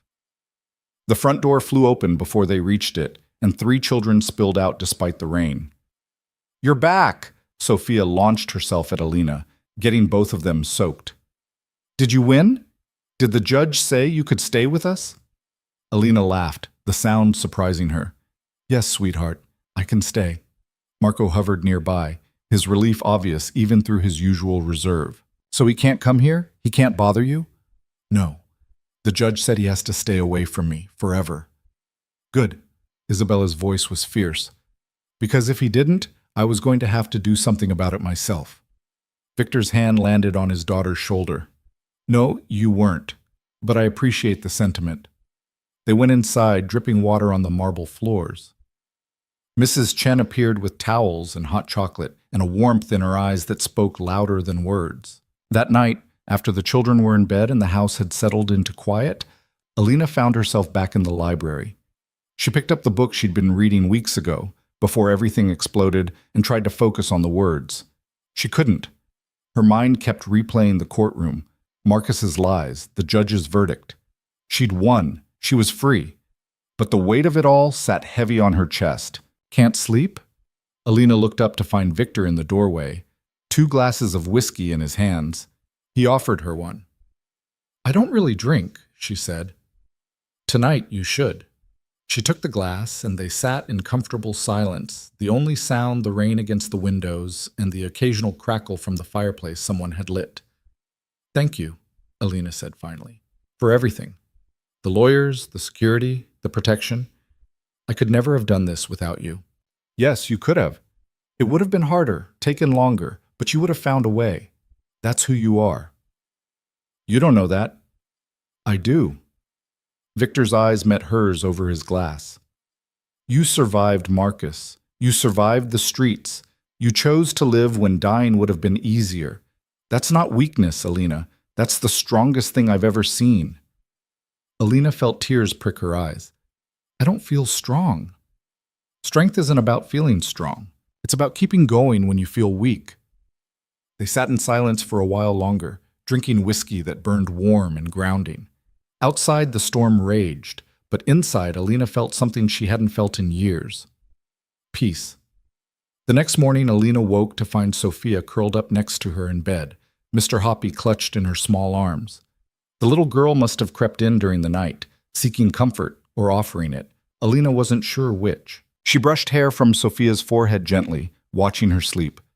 This child who'd lost her mother, who had nightmares and fears, and a hole in her heart that nothing could completely fill, but who still loved fiercely, trusted deeply, and believed in happy endings. Alina wanted to be worthy of that trust.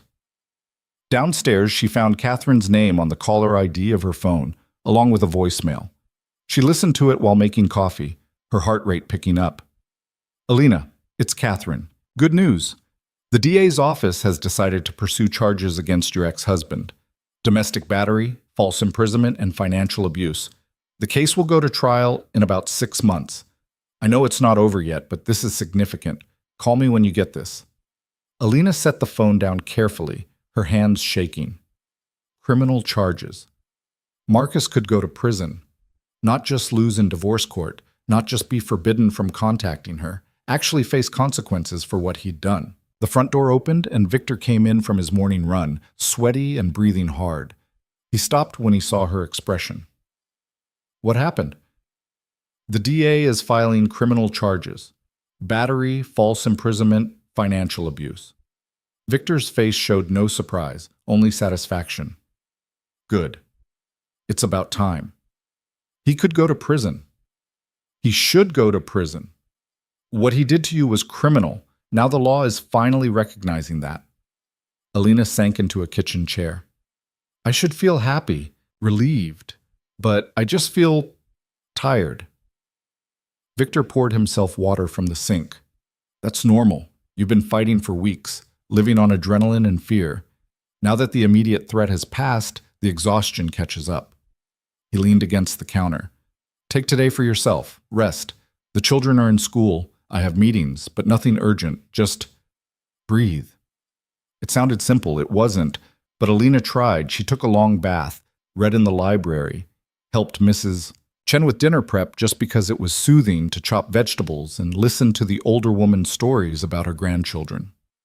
When the children came home from school, normalcy returned. Homework and snacks and Sophia's endless chatter about a boy in her class who could burp the alphabet. Marco showing Alina a drawing he'd made in art class, a surprisingly good sketch of the gardens. Isabella actually asking for help with her English essay, though she framed it as, "You're not busy, so you might as well." At dinner, Victor made an announcement. I think we should take a trip. Nothing far, maybe the lake house for a long weekend. Get away from the city. Let everyone decompress. Can we go swimming? Sophia asked immediately. It's March, Piccola. The lake is still freezing. But the house has an indoor pool, right? Victor smiled. Yes, it has an indoor pool. Then I vote yes. Sophia looked around the table. Everyone else? Marco nodded enthusiastically. Even Isabella looked interested, though she tried to hide it. Alina, Victor asked, what do you think? Alina realized he was asking her opinion not as staff, not as the nanny, but as part of the family, equal in the decision. I think it sounds perfect, she said.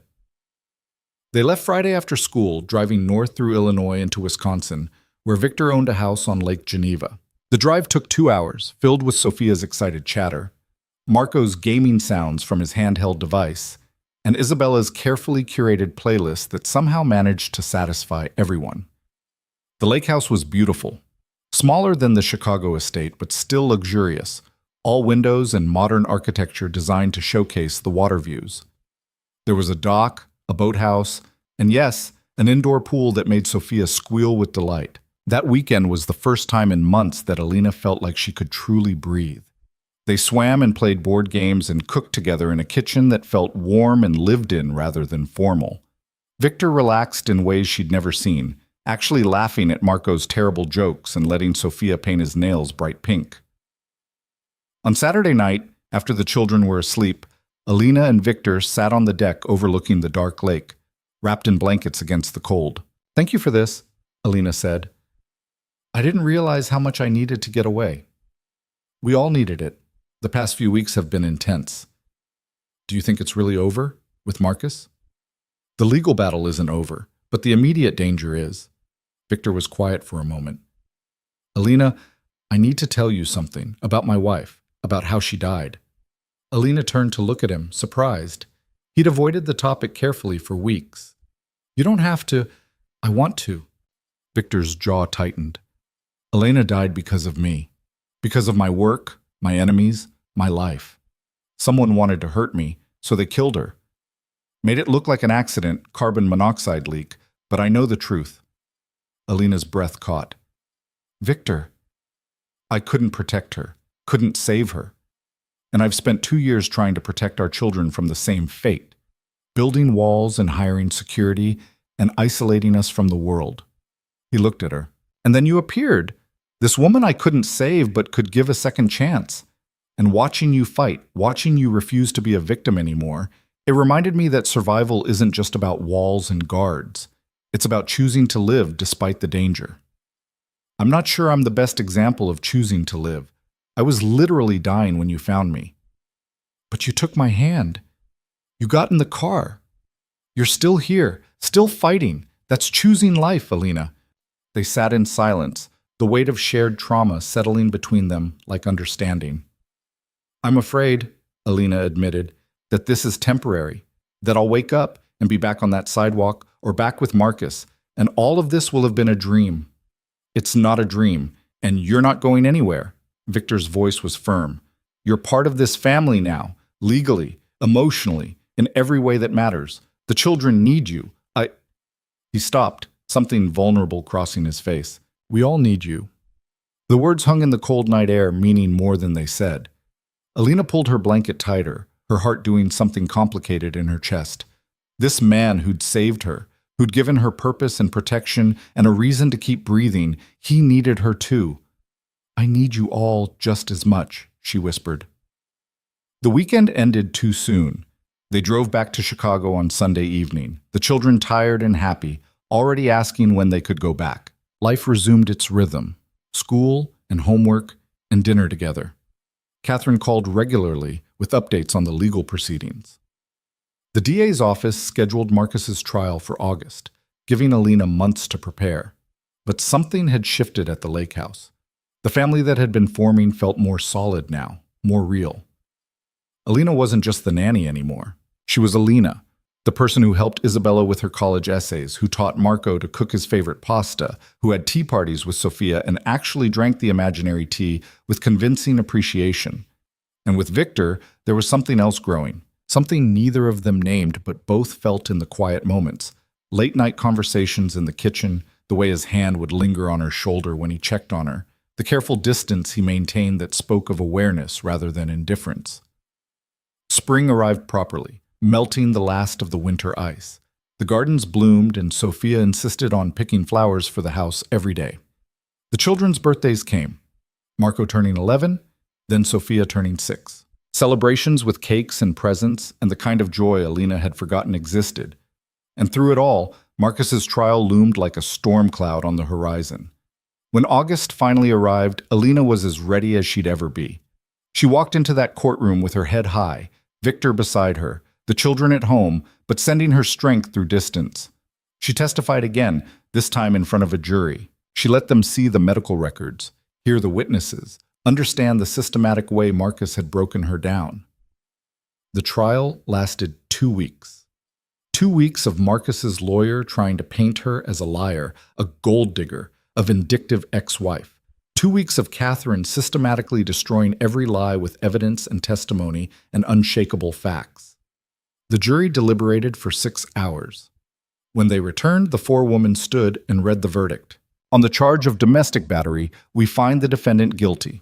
On the charge of false imprisonment, we find the defendant guilty. On the charge of financial abuse, we find the defendant guilty. Guilty, guilty, guilty. The words echoed through the courtroom like absolution. Marcus was sentenced to 5 years in prison with the possibility of parole after 3. Not enough, maybe, for 2 years of torture, but enough to know that he'd finally faced consequences, that his lies hadn't worked, that Alina's truth had mattered. She walked out of that courtroom a free woman in every sense of the word. And when she got home, 3 children and their father were waiting to celebrate not just a legal victory, but the beginning of something new. The house was lit up like a festival when Alina returned from the courthouse. Streamers hung from the chandelier, Sophia's handiwork, no doubt, and the dining room table was covered with food that Mrs. Chen must have been preparing all day. The children stood in a line, dressed up like they were attending something important, and when Alina walked through the door, they erupted. "You won!" Sophia launched herself forward, nearly knocking Alina over. "Daddy called and said you won, and the bad man has to go to jail forever." "Not forever," Alina said, catching the little girl and holding her tight. "But for a long time." Marco approached more cautiously, but his smile was genuine. "We made you a cake. Well, Mrs. Chen made it, but we decorated it."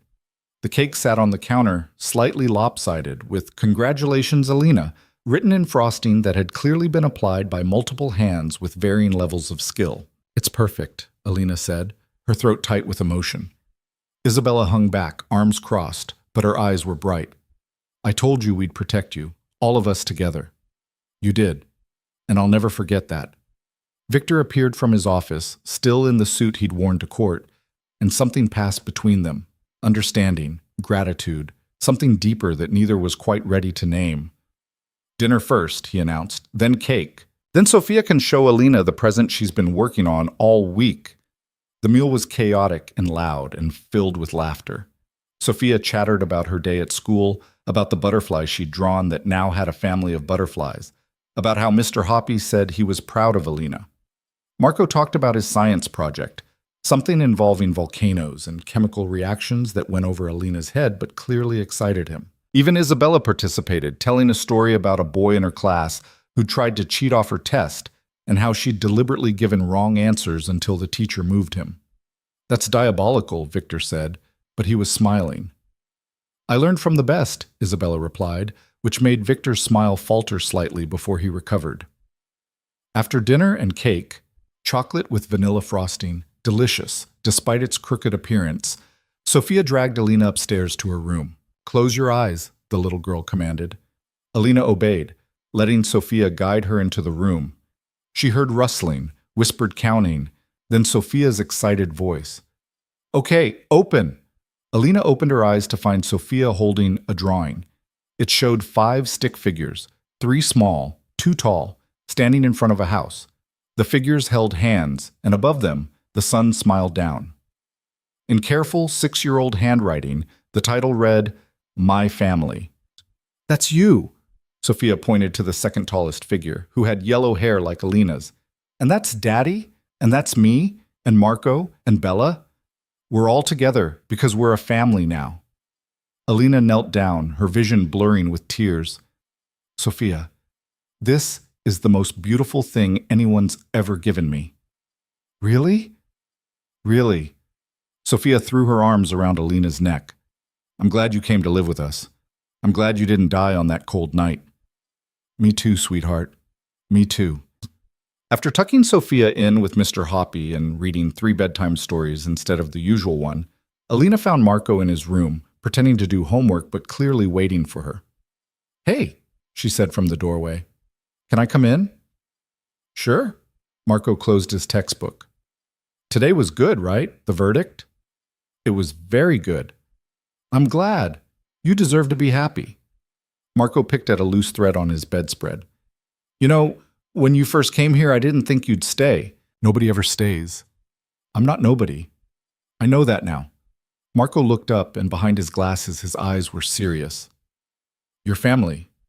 That's different. Alina crossed the room and hugged him, this quiet boy who'd let her into his world slowly, carefully, one page of writing at a time. You're my family too, Marco. All of you. Isabella was in the library, as Alina had known she would be. The teenage girl sat in what had become her chair, a book open in her lap, but she wasn't reading. She was staring out the window at the dark gardens, lost in thought. Mind if I join you? Alina asked. Isabella shrugged. It's a free country. Alina settled into her own chair, the one where she'd first sat with Isabella all those months ago, and for a while they just existed in comfortable silence. My mom would have liked you, Isabella said suddenly. She would have been happy that you're here. Alina's breath caught. That means everything to me, Bella. Don't call me that. Only my family calls me that. Isabella paused, then added, which I guess means you can call me that, if you want. I'd like that very much. Isabella closed her book and met Alina's eyes directly. I was scared, when you first came. I thought if I let myself care about you, you'd leave like everyone else, like my mom did, even though she didn't want to. I thought it was safer to push you away. But you didn't, not in the end.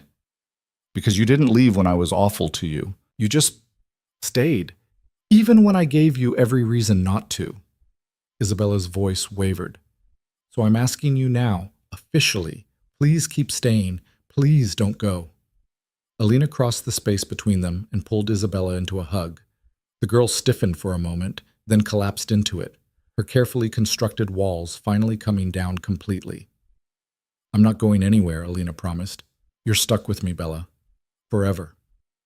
Good, Isabella whispered against her shoulder. Because we need you. When Alina finally made it back downstairs, exhausted but full in a way she'd never been before, she found Victor waiting in the kitchen with 2 glasses of wine.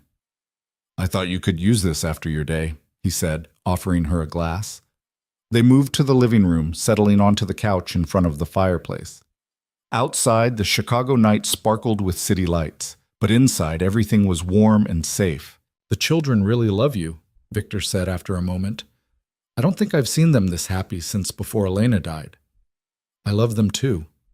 They saved my life as much as I helped theirs. No, you saved yourself. We just gave you a safe place to do it. Alina took a sip of wine, gathering her courage for what she wanted to say next. Victor, what happens now? With everything? The trial's over, Marcus is in prison, my divorce is final. I'm technically free to go anywhere, do anything. But this job, being a nanny, is that still what I am here? Victor set his glass down carefully. Is that what you want? To be just the nanny? I don't know what I want. Or maybe I do, and I'm just afraid to say it. Then let me say it first. Victor turned to face her fully, his dark eyes intense. When I found you on that sidewalk, I saw someone who reminded me of myself, lost, broken, ready to give up. I thought I was saving you, but the truth is you saved me too. You brought light back into this house, gave my children something to believe in again, showed me that life could be more than just surviving. Alina's heart pounded in her chest. Victor, let me finish. These past months, watching you heal, watching you fight, watching you become part of this family, somewhere along the way, you stopped being just the woman I rescued and became someone I can't imagine living without. And I know it's complicated. I know the power dynamic is strange. I know I'm your employer and you might feel obligated, but I love you, Alina interrupted, the words spilling out before she could stop them. I love you and I love your children and I love this life we've built together, not because you saved me or because I feel obligated, but because you're good and kind and you see me, really see me, and make me want to be brave enough to deserve it. Victor stared at her for a long moment. Then he smiled, really smiled, in a way she'd never seen before. I love you too, Alina.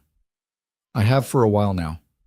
I was just afraid to say it, afraid it would scare you away or make you think I had ulterior motives. The only thing that scares me is the thought of losing this, of losing you and the children and this family we've become. Then don't lose it. Stay. Not as an employee, not as someone who owes me anything, but as someone who chooses to be here, as someone who belongs. Alina set her wine glass down and took Victor's hands in hers. I choose this. I choose you. I choose all of it. Victor leaned forward, hesitating just before their lips met, giving her one last chance to pull away. But Alina closed the distance, kissing him with all the emotion she'd been holding back for months. Gratitude and love and hope and the bone-deep relief of finally being seen, being chosen, being home. When they finally pulled apart, Victor rested his forehead against hers. The children are going to be insufferable about this. You know that, right? Alina laughed. Sophia's probably already planning the wedding. She drew pictures of you in a white dress last week. I saw them on her desk. Of course she did. They sat together for a long time, talking about the future in ways that felt both terrifying and exciting. About what it meant for Alina to be not just the nanny, but Victor's partner. About how to navigate that transition with the children. About the life they could build together. I want to adopt them, Alina said suddenly. Eventually. Not right away, but I want to be their mother, legally, if they want that. If you want that. Victor's expression softened with something that looked like wonder. Alina would have wanted that. She would have wanted them to have a mother who loves them the way you do. And yes, I want that. More than I can say. The next morning, Alina woke to find all three children piled into her bed. Sophia between her and the wall, Marco at the foot, and Isabella sprawled across the middle like a starfish. They were all still asleep, peaceful in the early morning light. Victor appeared in the doorway, coffee in hand, and took a picture on his phone before Alina could protest. For posterity, he whispered. One by one, the children woke. Sophia immediately demanded a family breakfast, which turned into a chaotic affair with everyone trying to cook something different at the same time.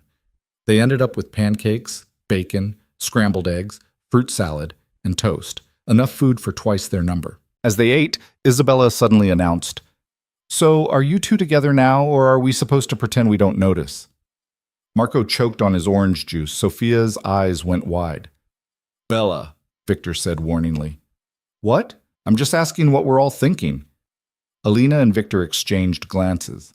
They'd planned to have a more formal conversation with the children to ease into it carefully. But apparently Isabella had other ideas. "Yes," Alina said simply. "We're together, if that's okay with all of you." "Finally!" Sophia threw her hands in the air. "I've been waiting forever. Can I be the flower girl?" "Flower girl for what?" Marco asked. "The wedding, dummy!" "We're not getting married tomorrow, Piccola," Victor said, but he was smiling. "But eventually?" Sophia pressed. Victor looked at Alina, his eyes soft. "Eventually." Marco nodded thoughtfully. "That's good. I like Alina. And you've been happier since she came here, Dad." "We all have," Isabella added. Then, more quietly, "Mom would have wanted you to be happy again." The table went quiet, the weight of Elena's absence suddenly present. But it wasn't a sad quiet. It was acknowledgement, respect, permission to move forward while still honoring the past. "Your mother was an extraordinary woman," Alina said carefully, "and I could never replace her. I'm not trying to. But I promise to love you all with everything I have, and to honor her memory by taking care of the family she loved so much." Isabella's eyes were bright with unshed tears. "That's all we want, for someone to love us and stay." "Then that's what you'll have. I promise." The weeks that followed were a period of adjustment and joy. Alina officially moved into Victor's room, though she kept her own space for when she needed solitude. The children took their relationship in stride, having apparently seen it coming long before the adults did. Catherine called with the final divorce papers. Alina was legally free, her maiden name restored if she wanted it. She chose to keep Hayes for now, not ready to take back a past that no longer fit, but not yet sure what came next. "You could be Alina Moretti," Sophia suggested one evening during tea party. "Then we'd all match." "Maybe someday," Alina said, which made Sophia squeal with delight. Fall arrived, bringing with it new routines. Isabella started her freshman year of high school, nervous in ways she'd never admit. Marco joined the robotics club and discovered a passion for engineering. Sophia began first grade and came home every day with stories about her new best friend Emma and their adventures at recess. And Alina? Alina enrolled in community college, taking business classes with the vague idea of maybe, someday, helping Victor with his legitimate businesses. She'd spent so many years with no education, no prospects, that having the chance to learn felt like a gift. Victor supported every decision, every dream, every step forward she wanted to take. He was patient and kind and occasionally overprotective, but always respectful of her autonomy. "You're not the woman I rescued anymore," he told her one night. "You're the woman who chose to stay and build something beautiful. That's so much better." 6 months after the trial, on a crisp November evening, Victor asked Alina to take a walk with him in the gardens. The children were inside with Mrs. Chen, supposedly doing homework, but probably watching television. The gardens were beautiful in fall, all golden leaves and the last stubborn flowers clinging to life before winter. They walked in comfortable silence until they reached the fountain, currently running, water sparkling in the setting sun. "I have something for you," Victor said, pulling a small box from his pocket. Alina's breath caught. "Victor, before you panic, this isn't what you think. Not yet, anyway." He opened the box to reveal a delicate silver bracelet with 5 charms. 3 small hearts, 1 slightly larger heart, and a single star. "The children helped me pick it out," Victor explained. "The small hearts are for them, the larger one is for me, and the star, that's for you, because you're the light that brought us all together." Alina felt tears spill down her cheeks as Victor fastened the bracelet around her wrist. "It's perfect. There's room for more charms. For the moments we'll share, the memories we'll make. I wanted you to have something that showed you belong to this family, even before we make it official." "Before we make it official?" Victor took her hands in his. "I know it's too soon. I know you need time to be free, to figure out who you are outside of trauma and survival. But someday when you're ready, I'm going to ask you to marry me, and I really hope, you'll say yes." "Yes," Alina said immediately. Victor blinked. "Yes? Yes, I'll marry you. Not someday. Now. Soon. Whenever you want." Alina laughed at his shocked expression. "I spent years being afraid to want things, to hope for happiness. I'm done waiting. I love you. I love your children. I love this life. Why would I wait to make it official?" "Are you sure?" "I've never been more sure of anything." Victor pulled her into his arms, holding her like she was something precious. "Then yes, let's get married. Let's be a family in every way that matters." They told the children that night. Sophia screamed so loud the security guards came running. Marco grinned and immediately started planning what he'd say in his best man speech. Isabella hugged them both and whispered, "Thank you for giving us a family again." The wedding was small, held in the gardens on a mild December afternoon. No big production, no society spectacle, just the people who mattered most. Catherine attended, as did Mrs. Chen and Thomas, and a few others who'd become important in their lives. The children stood with them, Sophia tossing flower petals with enthusiastic abandon, Marco and Isabella flanking them like guardians. Alina wore a simple white dress, her mother's ring on a chain around her neck, and the bracelet Victor had given her on her wrist. She carried a bouquet of winter roses that Sophia had helped pick out. Victor wore a suit that made him look like he'd stepped out of a magazine, but it was his expression that took Alina's breath away. Pure love, pure joy, pure certainty. The ceremony was short, officiated by a judge who owed Victor a favor and asked no questions about the quickness of it all. They exchanged vows they'd written themselves, promising love and partnership and the courage to keep choosing each other every day. When the judge pronounced them married, Sophia cheered and Marco wiped away tears he pretended weren't there, and Isabella smiled with something that looked like peace. Alina kissed her husband, and thought about the night she'd almost died on a frozen sidewalk. How impossible all of this would have seemed then, how far she'd come from that broken woman with nothing left to lose. She'd lost everything and found something better. A family who chose her, children who loved her, a man who saw her strength when she couldn't see it herself. The reception was held in the dining room, with food Mrs. Chen had been secretly preparing for weeks. They danced, Alina and Victor first, then everyone joining in, even the children. Sophia stood on Victor's feet while he waltzed her around. Marco slow danced awkwardly with Isabella, both of them laughing. And Alina danced with each of her new children, holding them close, promising silently to protect them the way they'd protected her. Later, after the guests had left and the children were asleep, Alina and Victor stood in the library, the place where so much of their story had unfolded, and looked at the family portrait someone had taken during the reception. 5 people, 5 smiles, 1 family. "Do you ever think about that night?" Victor asked quietly. "The night I found you?" "Every day," Alina admitted. "I think about how close I came to giving up, how easy it would have been to just let go. I'm glad you didn't." "So am I." Alina leaned into him, safe and warm and loved. "I used to think strength meant never breaking, but I was wrong. Strength is breaking completely and choosing to put yourself back together. It's accepting help when you need it. It's believing you deserve good things even when life's taught you otherwise." "You deserve every good thing, Alina Moretti." The name still felt strange, but good, like trying on a new identity that actually fit. "We deserve this," she corrected. "All of us. After everything we've been through, we deserve happiness." Victor kissed her forehead, her cheeks, her lips. "Then let's be happy. Starting now." And they were. Not perfectly. Life was never perfect. There were hard days and arguments and moments when the past reared up unexpectedly. Isabella still had nightmares about losing her mother. Marco struggled with anxiety. Sophia occasionally regressed, needing extra reassurance that everyone she loved was safe. And Alina herself still had days when she woke up expecting to find herself back in that nightmare, when loud noises made her flinch, when she had to remind herself that she was allowed to take up space and have opinions and exist without permission.